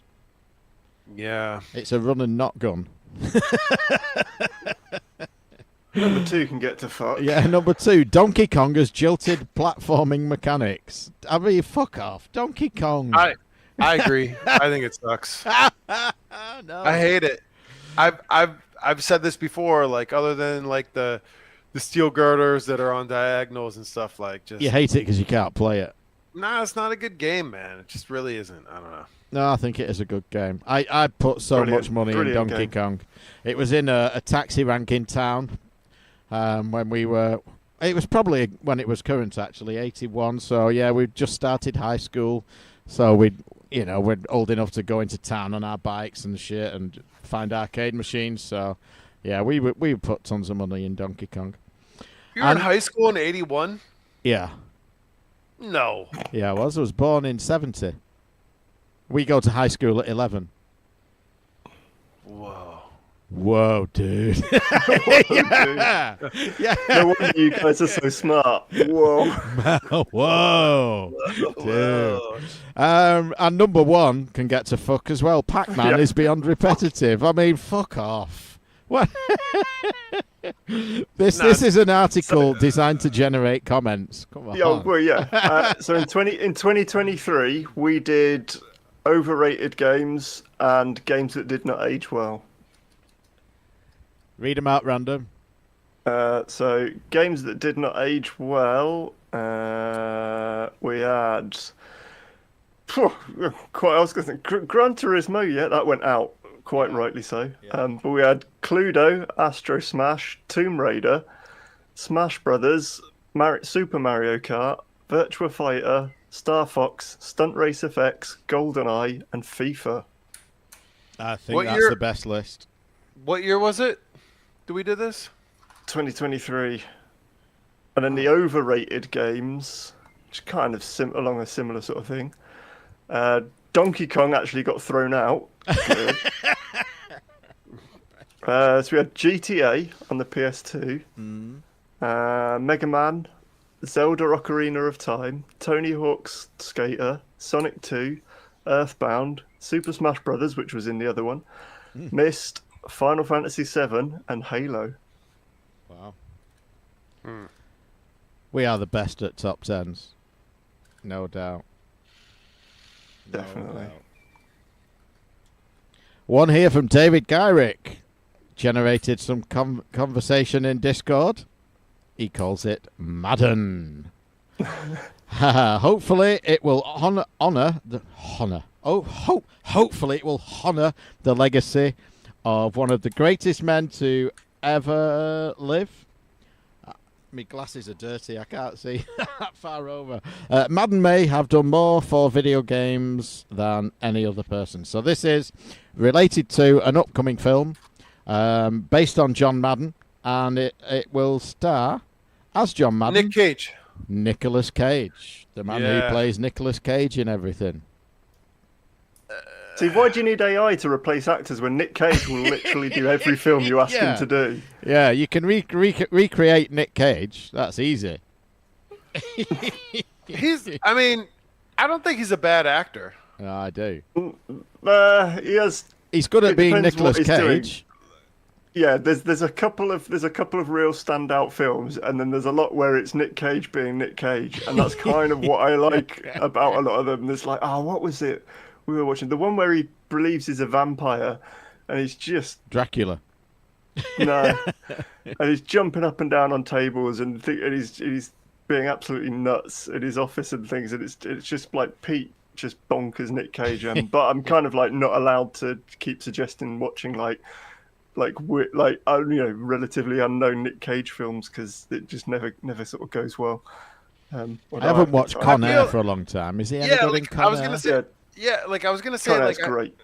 I feel like there was like an early internet site that I used to like go to that had like Rage of Cage month, where there was like they would show the progressions of Nick Cage hairline, where it was like from Con Air to like Ghost Rider, and eventually like it ended in like somebody has stapled a woodchuck to like Nick Cage's head because his hairline was like obviously like so fake, and yeah, he's not like a super dimensional actor or anything like that, but like he's had a couple like B horror movies recently. I forget the one that I watched not too long ago. JW Racing Team in chat says Renfield. That's the most recent sort of Dracula one. That was really good. I really enjoyed that. But that's not the one I'm thinking of. There's one where he's like in a cabin or something. Let me look it up. Hold on. It's pretty much, you could say any premise, and there's probably a Nick Cage Nicolas film. Cage. It's like it the doesn't matter. 7 steps to Kevin Bacon thing, isn't it? 7 films to Nicolas Cage. I don't think it was Long Legs. Maybe it was. Oh, I Is that didn't it? watch I that. didn't The think that reviews was- were shit. Nick Cage. Is he in I that? wanted to. Is he in that? I don't know. I want to watch it, but I picked out watching that not because it was Nick Cage, but because I wanted to re-watch Arachnophobia and see if that held up, and then that led me to Long Legs. Hold on. Let me see. Give me. Hold on, let's see. I think Nicolas is this Cage it? is in Longlegs. He is Longlegs. He is Ah. actual Longlegs. Oh, definitely gonna have to watch. Let's see. He's in so many. I mean, he was in Renfield. Is that the one you're talking about? That's the one vampire? that's in That's chat. not the yeah. one I'm. Yeah, that's not the one I'm thinking of. Oh, what was it? It's an old one. Gone in 60 seconds. That was awful. Oh, that was quite good. No, it wasn't. Yeah. That was terrible. Sympathy for the Devil. I mean, this guy's been in like, he's in like 100. Mandy's the one I watched from like 2018. That's pretty interesting. That's a good B horror movie if you're looking for something where it's like a revenge kind of horror movie. JW Racing 1988. Team says he enjoyed him in The Surfer recently. Not one I've seen. Not one I've 1988, heard of. Vampire's Kiss. That was the one I was thinking of. Yeah, not seen that. It's fucking. It's just. He's Fucking stupid. acted in over 120 movies. Is it more stupid than An American Werewolf in Paris? Have you seen that? I haven't not. I've seen in London. Yeah, this Close was enough to supposed to be a remember it. sequel. It was fucking. Well, that's one of my favourite films, the first one. But the one in Paris is just fucking awful. Spinal says he was in that thing where people seen him in their dreams. True Thanks, story. Spinal. that Oh one. yeah, I watched that recently as well because that was one that didn't go well. Like when I read the premise of it or something, or someone described it, I thought it was that everyone was dreaming of Nicolas Cage or something. Like it was a bit like a John Malkovich type thing or something. But it turned out that it was just everyone kept seeing this guy that it was played by Nicolas Cage, but it wasn't Nick Cage. And I was like, I kind of wanted it to be that everyone was dreaming about Nick Cage specifically. but no. Honestly, with Spinal saying he was in that thing where people seen him in their dreams, true story, that one is like one of the most retarded comments I've ever heard. And the fact that Random could decipher that and remember the fucking movie with his like retard telepathy is even more mind-boggling. So like my head just exploded. Mine did because one of my ears has gone off. Hello, hello, hello, hello. Dream Scenario. That was Dream what that was Scenario. called. Wow. Oh, I've got It's a dodgy so one. impressive.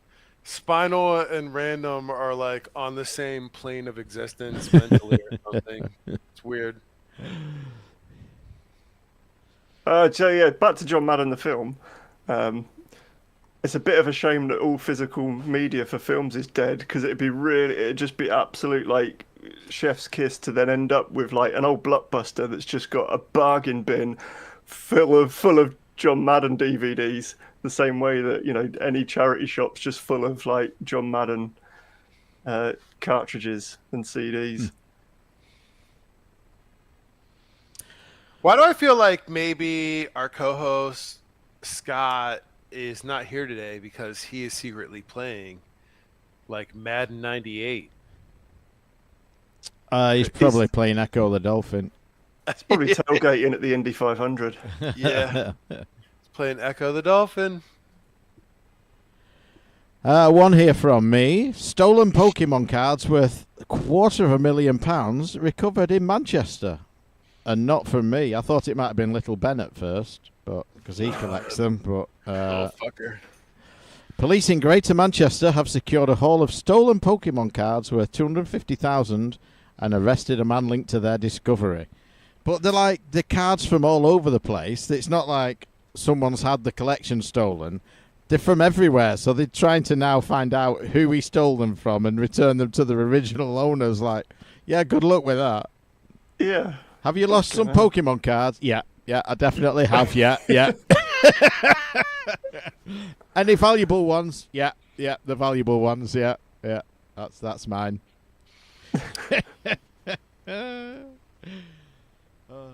Mad shit.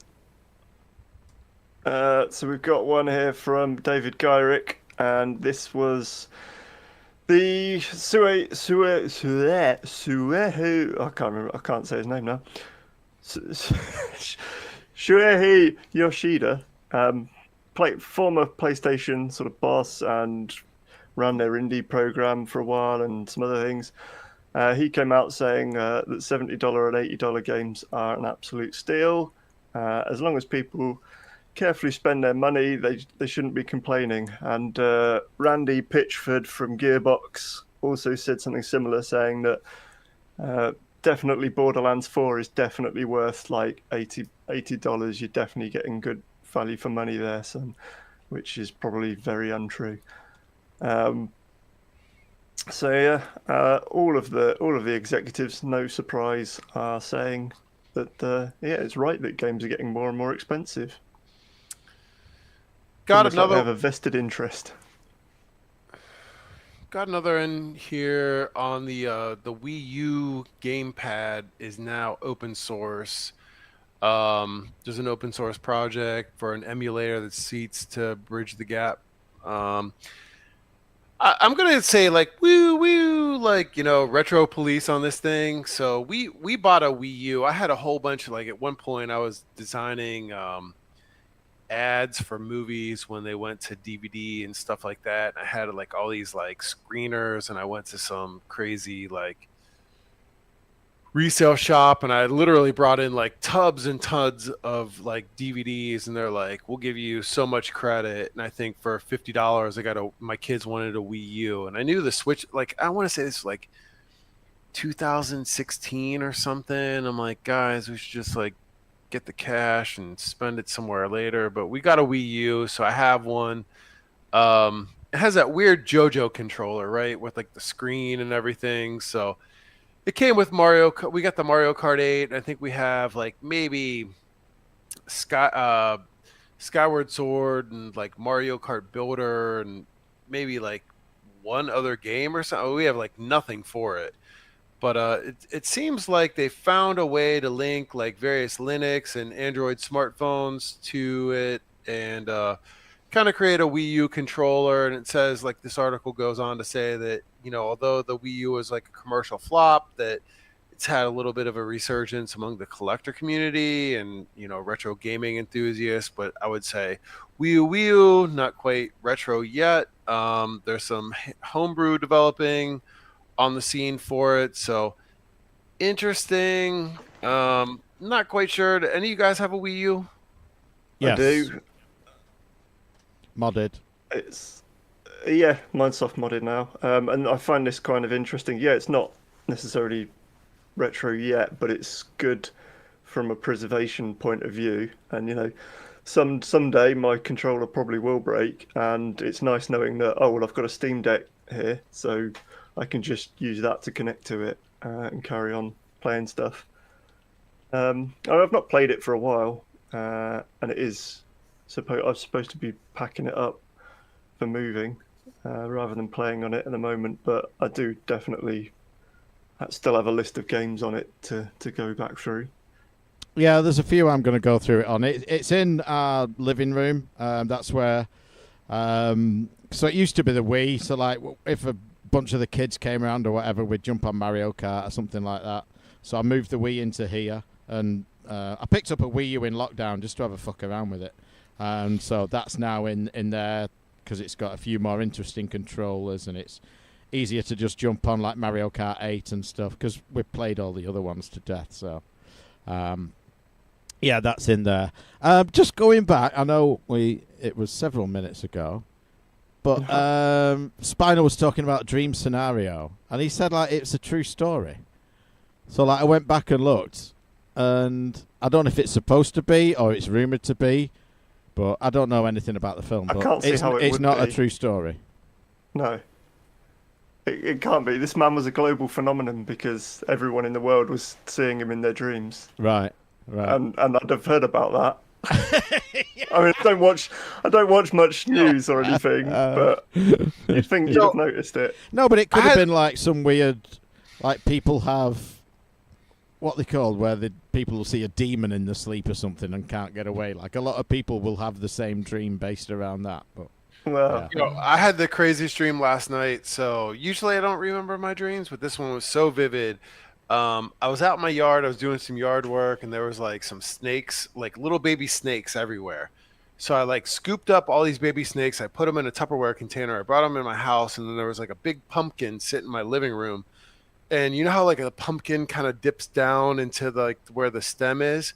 So I like sprinkled all these snakes in there, and I'm like, they'll just like live on this pumpkin for a while. And then I went to bed and woke up, and then all the snakes were gone, and I was like scrambling around my house to try to find all the baby snakes. And then I woke up, so it was a really weird dream. But yeah, anyway. So Spinal says, I want to come back to something else he said a minute ago as well.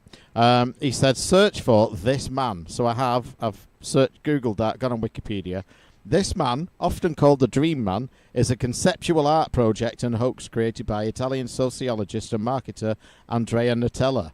And he sort of had like a photo fit image created on a website and said, ever dream this man, describing a supposed mysterious individual who has reportedly appeared in the dreams of numerous people around the world. But he said it was a hoax. So maybe the film is a true story about a not true story. I think I've got that right.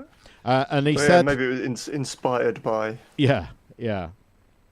And something else that's fucked up as well. You probably already know this, but the film,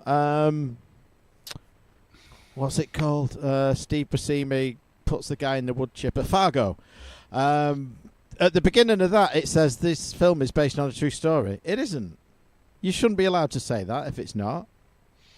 Fuckers, Coen brothers. So Spinal said, going back a little bit, weren't SNES games around $60 to $70 30 years ago?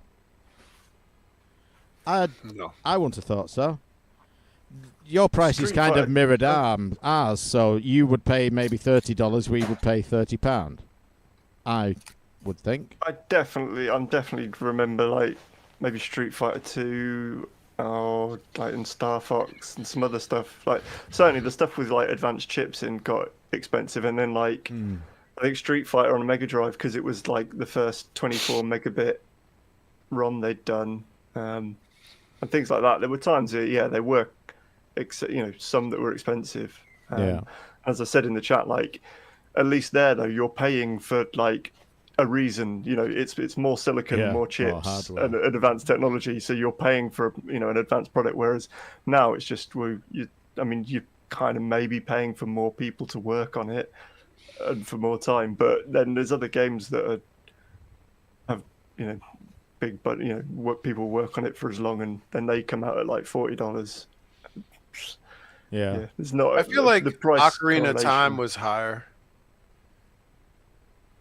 Maybe N64 stuff did get expensive. I think. I think that's why I sacked it off for PC gaming. I mean, with the inflation and everything else, like to be honest, like games should. I feel like games were like maybe around like $40-$50, like for Super Nintendo. So like, well, with inflation, then they definitely cost more back then. But then the market was smaller, so again, you're back to economies of scale and things. So I don't know. I kind of remember like, did you have Levi's silver tag jeans? Like I remember those were like kind of the hot thing at the same time as like Street Fighter, and we had feel a massive marketing campaign around 501s.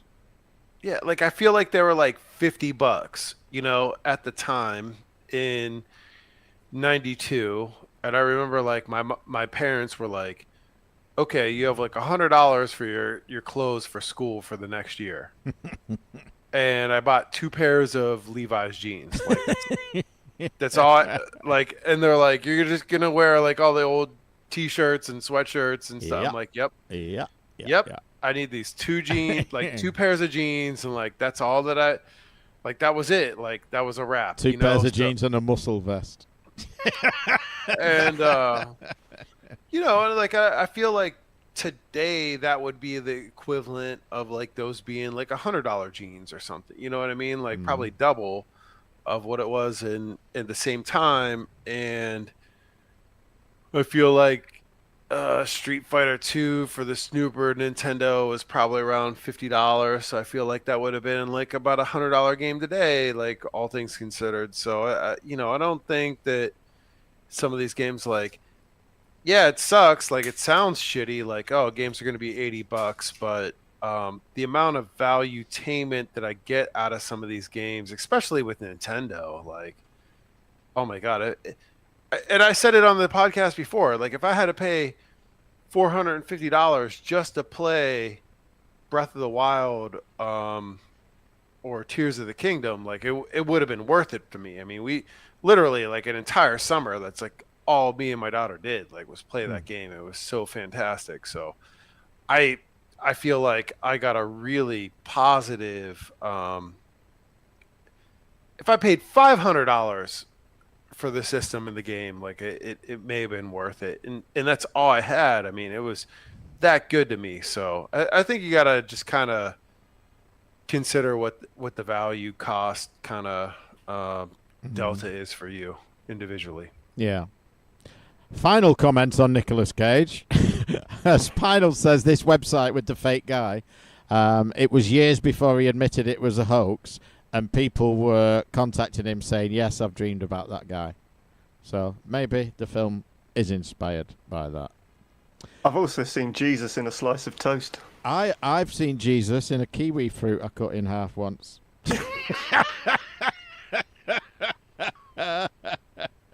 Oh, I did start watching, speaking of kiwi fruits, did start watching My Life is Murder. And just the reason kiwi fruit came up was because there was an early episode where she just got a kiwi fruit and just like pulls it apart and then just eats it. And we were like, I was like, wait a minute. I've always thought you had to like cut it with a knife and then spoon it out. Yeah, like, no, you just rip it and stuff it in your face. Like, fair enough. Yeah, we bought a pack of them this week. Paula hates them, but I said, oh no, I love kiwi fruits, get some. So anyway, she bought a pack. And she said to me, like, can you not eat the skin? I'm like, I don't know, I never have. I don't imagine it's pleasant, but I don't know. Do people eat the skin on a kiwi? It's probably like the healthiest bit if you read up on it, but... Yeah, it's like with potatoes, where all of the actual nutrition is in the skin. Yeah. Yeah. Oh, I watched a video the other night on YouTube. A guy growing potatoes in old Amazon boxes. It was like, it was like 20 minutes long. He just kept repeating himself. It's the stupidest Bro, I video, watched that whole thing. You did? Yeah, like I've been into like all this like weird gardening and bonsai stuff. So I have a couple of like bonsai plants and like been getting it. Like it's the algorithm, bro. Like it's trying to shape all of us. Like, but like, how many times did he mention Amazon box? It's like, fuck's sake, dude. Yeah, and like he was growing potatoes and all that stuff and like pulling them out of that. Was it James from New Jersey? He was an American guy. I can't remember his name. Yeah, but it'll be the same one. He did two side by side, a red one and a white one. Yeah. Fucking hell. It was like, bro, this is like amazing. Like, what? You can just like grow all this food? Yeah. No kidding. Yeah. Okay.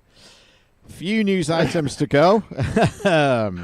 Did we do, it's been so long, did we do Zelda Ocarina of Time remake demo? No, I was about to do that. Do it then. From Gareth Hamer. It looks like basically it's another one of the, we see them a lot of the time where, you know, Mario 64 remake and Zelda remakes done in Unreal Engine. Of course, that's now progressed to Unreal Engine 5. These projects never tend to go anywhere. I think people just sort of, a lot of the time, work on them as kind of a portfolio piece to try and get jobs places. But you can download a demo, so if that's your thing, can have a go at it, but don't expect that it's ever going to turn into a full game. Or be around that long, I wouldn't have thought. Well, if it's good enough, Nintendo will put a stop to that. Sharpish, I suppose. Did we do the broken Wii U controller? Yes. Okay. Bluetooth headache. Let's try that one. From Gareth Hamer. He says nothing. It's just a link. Let me post that link in chat. And people can follow along. It's almost an interactive experience. This is an article on retrorgb.com. Virtual Boy Bluetooth controller adapter. It does everything it says on the tin. What controller would you hook up? I don't know. What's got the same button layout as a Virtual Boy? I suppose PS3, 4? No? No, there's two D-pads. Yeah. Because like the Oculus Quest emulator works quite well because you just have the two analog sticks used as the two D-pads, and then there's like two 4 sets of, an A, B, and a start select equivalent. But yeah, but I mean, you could just use There's probably some games that don't use all the buttons. If it's maybe? mapped so that it's like right analog stick works as the D-pad, or if you've got the like the N64 controller would work because you've got the C buttons, which are kind of like a D-pad. Yeah, that but that's not Bluetooth. Well, no. But in terms of controllers, I don't think I'll buy one of these. I can't remember how much stuff used that right D-pad anyway. Just thinking of preservation and things that are broken and people have come back. It doesn't look like it's in, but Bandersnatch, which was the interactive Black Mirror that was on Netflix. Did it go? I don't know if it's fully gone yet, but someone has re-implemented it in HTML5. Oh, right, okay. I think it's like an 8 kilobyte GitHub download of just actual HTML5. So presumably you've got to have come with your own dump of the video footage. Yeah. Wow. But they have preserved it, so that's good. But you'd need every option as a video, wouldn't you? Would you need a folder of videos? I guess so. Yeah, probably. Wow. It just points to file names, doesn't it? Who's got them? Netflix. And someone who's probably sat and just gone, we need to archive this, and just gone for every option, recorded it or something. I guess. Whoever did that, thank you. Or someone who leaked it maybe out. Someone at Netflix who went, well, just accidentally, here you go, here's a zip file on Mega. Another thing that's been recreated is one I sent in, which was the Space Pinball for Windows XP, which I worked with someone who probably spent 6 hours a day on this bad boy instead of doing their job, and that has been recreated on Android and is free. So if you've got an Android and you like Space Cadet Pinball, knock yourself out. Yeah. So how do they get around doing that? Like, so I read this one. It was kind of like the game's optimized for touchscreens and all that other stuff. But I mean, like, how do you get free? Like, if it was a Microsoft kind of IP and everything, now it's like, now it's Space Cadet instead of 3D Space Cadet, and they moved it over. Like, I don't understand the IP transfer there. Well, they're doing it for free, which helps them prevent getting takedowns. If they were charging for it, they'd probably get lawyers would have come knocking with their showers very quickly. But for free, I don't think Microsoft probably cares that much. They keep saying a big game about they're all for video game preservation. Have they done anything with it? Is it just abandonware anyway, kind of unofficially anyway? So yeah, I mean, I didn't have a XP device, so I can't really tell you like how good it was, or but I mean, it wasn't great. No. We're like, game's shit anyway. You try it out, but there were people that did like it. Like I say, this is this person. It's better than Minesweeper as a time waster. Is it only like is it? Yeah. Is it? I never got on with Minesweeper. Whoa. Minesweeper's pretty good. Yeah. But yeah, she'd be the kind. She was the kind of person that like these days would or 5 years ago maybe would have just played a lot of Candy Crush on a phone. If that had been an option. But yeah, it was just instead it was Space Cadet Pinball and occasionally Solitaire.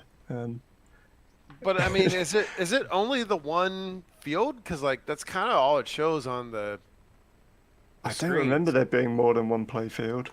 So yeah, it's called just Space Cadet. That's it. So it's a shitty thing, a shitty game according to UK, and it's just one field, and that's it. No, it's better than Minesweeper. I said I'd never liked Minesweeper. As a time waster, it's all right. Minesweeper's held up better than has aged better than. Okay, so here's some of the comments. It only has a handful of comments, so let's just go ahead and read those. Wow, I'd also love to see some other games like Hover and Chips Challenge. I spent a lot of hours on those. Didn't Chip Challenge come? Didn't someone bring that back to Steam or something? Sure, that got a re-release not that long ago. Probably not that long ago. It could have been 10 years, but Okay. Yeah. you know. And here's another pretentious prick. He said, Space Cadet Pinball was around before XP. Microsoft shipped a copy of Windows NT 4.0, both workstation and server versions, which was a strange decision considering playing it on a NT4 server ground. But the most powerful servers to complete halt their actual server related duties of the game play was smooth. So I don't know, some technical jargon bullshit. And then I think the first paragraph of this you mean rather iconic rather than ironic copy. So Maybe. yeah, so yeah. maybe not iconic, maybe more ironic, and not as good as Minesweeper according to some. Chips Challenge 1 is indeed available on Steam, and it is free. James, the Nintendo nerd, is downloading the pinball game right now. Thanks, fellas. You're welcome. And thank you to Random Dave for sending it in. Throw a little shade. David Gyrick sent us this one. Xbox brings the classics. If nothing else, it's good that they put the effort in to bringing them to players. And what have they done? I don't know how much effort they put into it. An Xbox May update. Retro classics come to Xbox Game Pass. PC gaming updates and more. So what have they actually done? Do you know anything about this one, Random? So you know Antstream? I do. They had Antstream running on the Xbox for a while now. Yeah. What this seems to be is, they now own like Activision and shit like that. So they've gone through and they've basically done a deal with that in Antstream to then hook in a bunch of their titles basically directly into Game Pass streaming and stuff like that. Right. So they've done it, but with minimal effort. I think pretty much because I think they've just basically said, "Hey, Antstream, yeah, right, we'll do a different front end, and you, or you do a different front end. We'll let you put these Activision titles out, Yeah. and we might give you a bit of money, I guess, for bandwidth costs." So one here from Gareth Hamer, who was in chat earlier. I don't know if he's still there. He said, what did he say? He'd been really busy, I think. Cycle to game. So this is a recumbent gaming cardio battle station. It's a video on YouTube that you can watch at your leisure. I will post a link in chat now. Basically, this guy sits down in front of a laptop and has to pedal in order for his game console to boot up and play games. So, yeah, okay. Why not, I guess? Yeah, I suppose. Probably more fun than the exercise bike game I worked on for far too long. Well, it was quite fun once we realised that you could like do certain shortcuts in places and fucking just like jump off barriers and go flying up mountains and things and down mountains. But that was a bad game based around trying to be a kind of like, but long before what's it called, the thing everyone does these days, CrossFit. No, like the exercise bike stuff like Zwift, I think, or something. Oh, like where they do like virtual Peloton. Well, there's Peloton. Aren't Peloton like training, like virtual training, virtual gym lessons sort of thing? There's some that are like, have you essentially riding, virtually, and this was kind of trying to be like that a long time ago. I always wanted to try and hook it into MAME and like turn it into like a hang-on controller or something. But... Cycling to play hang-on.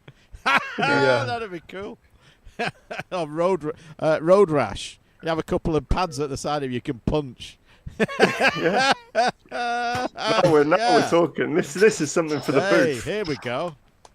Oh, Yeah. at the weekend I was so Gareth and Rob They're both coders, developers, and what have you. And they were talking about writing a game, so I was trying to talk them into Marvin Milk. So I was telling them all about the premise of Marvin Milk. Excellent. You're terrible. Hey. So, last one then, and it just came in 10 minutes ago. Is George with us in chat? It's from our mad George Lutz. He says, I love sexy games. Let me post a link in chat. And I've not pre-read this one, so I don't know what it is. I'm just reading it now. Dynasty Warriors Origins producer says less fan service was not an explicit goal, but a side effect of game's serious direction. I don't know what that sentence means.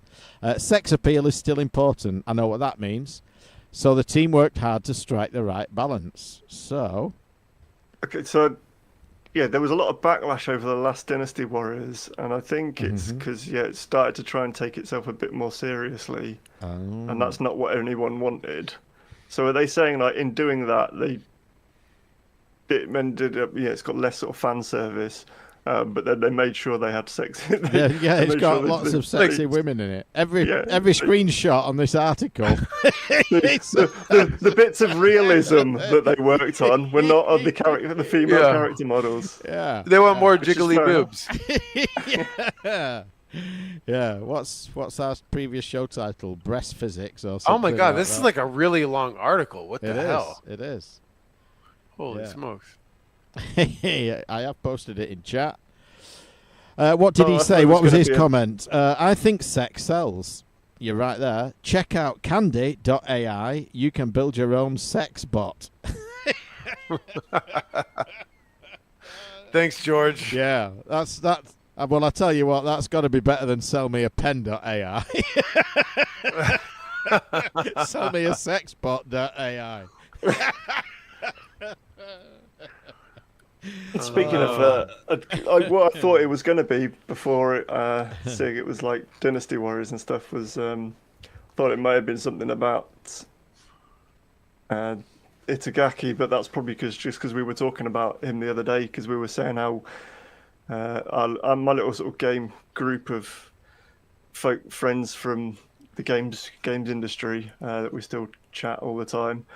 We're all talking about, like, everyone, we should all just retire and then just start up our own little studio. And then we were like, how much do you reckon it'd cost to get Itagaki to join our studio? And then we'll just make, we've already had, one of the guys had to work on breast physics for about 6 months at one point. We've got a good foothold on the technology.